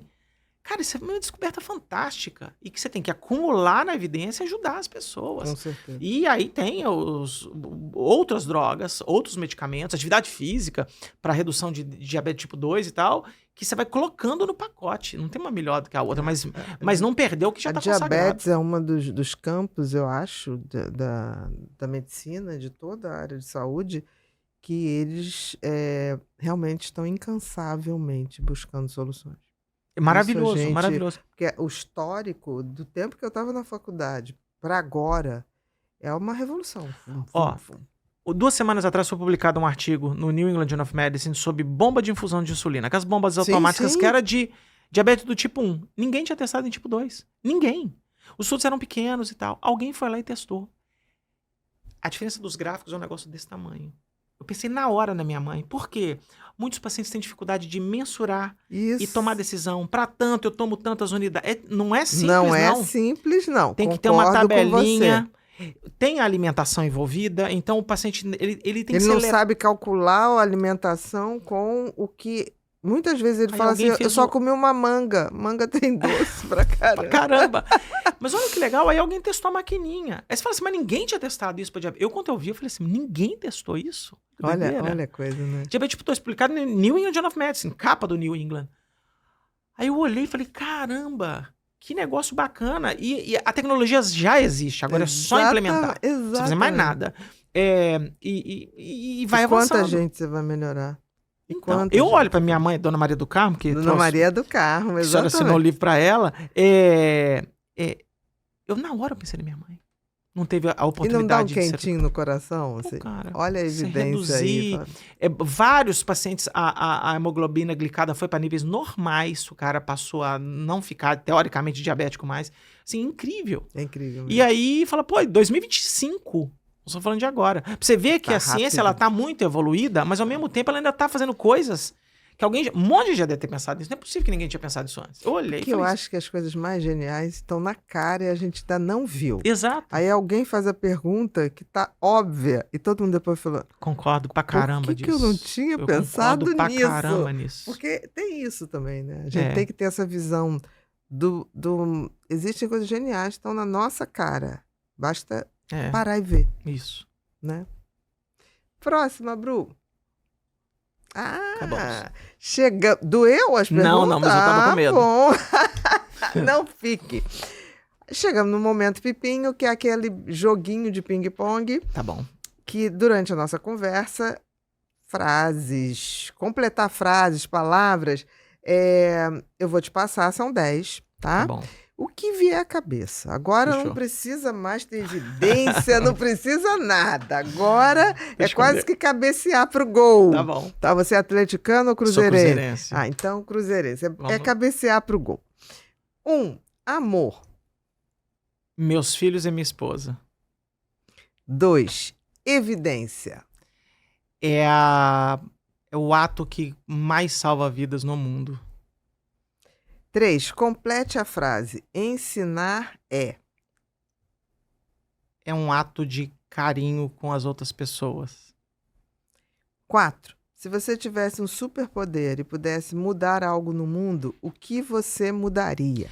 Eu faria com que os governos parassem de gastar dinheiro com práticas inúteis em saúde. 5. Felicidade. É acordar todo dia, pra mim, é acordar todo dia e buscar meus filhos na cama. Que legal. Privilégio. É privilégio, eu faço isso todo dia. Hoje eu não fiz. Mas sabe? amanhã. Amanhã eu farei. 6. Complete a frase. Um tempo pra mim é. Fazer esporte. 7. Propósito de vida. Educar. Se você me perguntar o que eu sou hoje, minha resposta não ia ser fisioterapeuta, ia ser professor. Educar. Educador. Educador. Explicador. O Clóvis de Barros, ele fala explicador. 8. Ciência. É a única solução para os maiores problemas da humanidade. 9. Ética. Nem todo mundo tem. Acho difícil uma pessoa antiética se tornar ética. E é bom ter quem tem, né? Ter É por bom. perto quem tem. É saber olhar para a trincheira e não ter dúvida para que lado que você vai. Independente, né? Na de pesquisa tem muito disso. O certo é o certo e o errado é o errado. E não tem borderline para isso. tudo. Exato. Não tem borda, né? Não. Não tem meio termo ali. E 10. Uma frase, um pensamento. Pode ser seu, pode ser de outra pessoa que você gostaria de deixar. Essa é muito da PBE. Se os métodos são ruins, o resultado não importa. Essa é uma frase nossa. Então, assim, a minha mensagem dessa frase é muito clara, assim. Se o desenho da máquina foi errada, você vai ter uma máquina ruim na sua frente. Que não vai fazer o que se propõe. Né? Mas talvez ela é bonita. E aí ela engana. E é isso que nosso maior mote hoje é tentar ajudar profissionais de saúde a olhar para uma máquina que talvez ela é bonita, talvez ela é sedutora, mas na verdade ela é uma bela de uma porcaria. E ela vai te induzir a tomar erros. E você vai cometer erros não intencionais com muitos pacientes. E na hora que você descobrir que errou, talvez você perdeu muita chance. Perfeito. Meu querido, queria Cara, que muito legal, que te papo agradecer. Eu aprendi Obrigado. muito. Adorei. Uma honra, obrigado. Adorei. Viu? A honra foi toda nossa. Pode ter Obrigado. certeza de te receber aqui. Obrigado. Queria te dar uns presentinhos. Ah, delícia. Vamos lá. Ah, eu quero. Esse é o livro Felicidade que eu Ah. escrevi na pandemia, que a sua mãe mandou. Minha mãe mandou. Dona Maria do Carmo, que eu agradeço demais o carinho. Obrigado. Esse aqui é o que foi lançado final do ano passado, que são 365 frases minhas. Ai, que legal. Que eu levanto cedo e fico na cama esperando que alguma coisa venha na minha cabeça. Aí leio uma E por aí, pra dia. cada dia, Ai, que legal. né, Que lindo. um pensamento que desperta e Uau. escrever ali um pouquinho. Essa aqui, não sei se vai dar em você, se não der, leva para Dona Maria do Carmo. Havia outra para levar para Dona Maria do Carmo, a mãe dele, outra pulseirinha aqui. Já deu. Já deu, ela vai também ganhar. Pra gente lembrar sempre de ter o tempo pra gente, você lembra na hora do teu esporte, né? Eu faço crossfit todos os dias, não é porque eu gosto de crossfit. É o meu único horário que é só meu. Então, ó, leve pra sua muito mãe, obrigado, que eu faço obrigado. questão. Que honra, que gentileza. Não acabou, temos aqui mais um presentinho. Ah, me dei bem, hein? Ó, Ó. tá vendo? Não é Natal. Deixa eu pegar minha blusa da Insider Isso aqui, tudo vai ó. ser ajeitado. Mi, vai Ah. ajeitando as coisinhas dele, por favor. Uau. Isso é uma eco bag, tá? Que lindo. E atrás o nosso lema, que é faça, aconteça e inspire, tá? Se a gente não inspirar as pessoas, É a gente verdade. não está prestando É muito para verdade. nada. Aqui, um caderno para você fazer Uau. suas anotações Nossa, e gente, vocês são projetos muito chiques. e realizações. E aqui uma caneca Ah, para minha você caneca, tomar um meu café, café. um chá, água e lembrar Eu sou um belo tomador de café. da gente. Ah, né? eu nunca Lembrar mais da vou gente esquecer, com Bia. carinho. Nunca mais vou esquecer. Agora você pode botar tudo isso aqui pro lado. Pode botar tudo aqui que depois a Michelle vai pegar ali e ajeitar. Tá bom. Isso aí também. Porque agora é aquele momento que você vai olhar para aquela câmera, é? não vai olhar para mim, Tá bom. só acompanha o microfone e dá todos os seus recados. Onde te acha, curso, tá livro, Vamos fique lá. à vontade. É facinho, é facinho.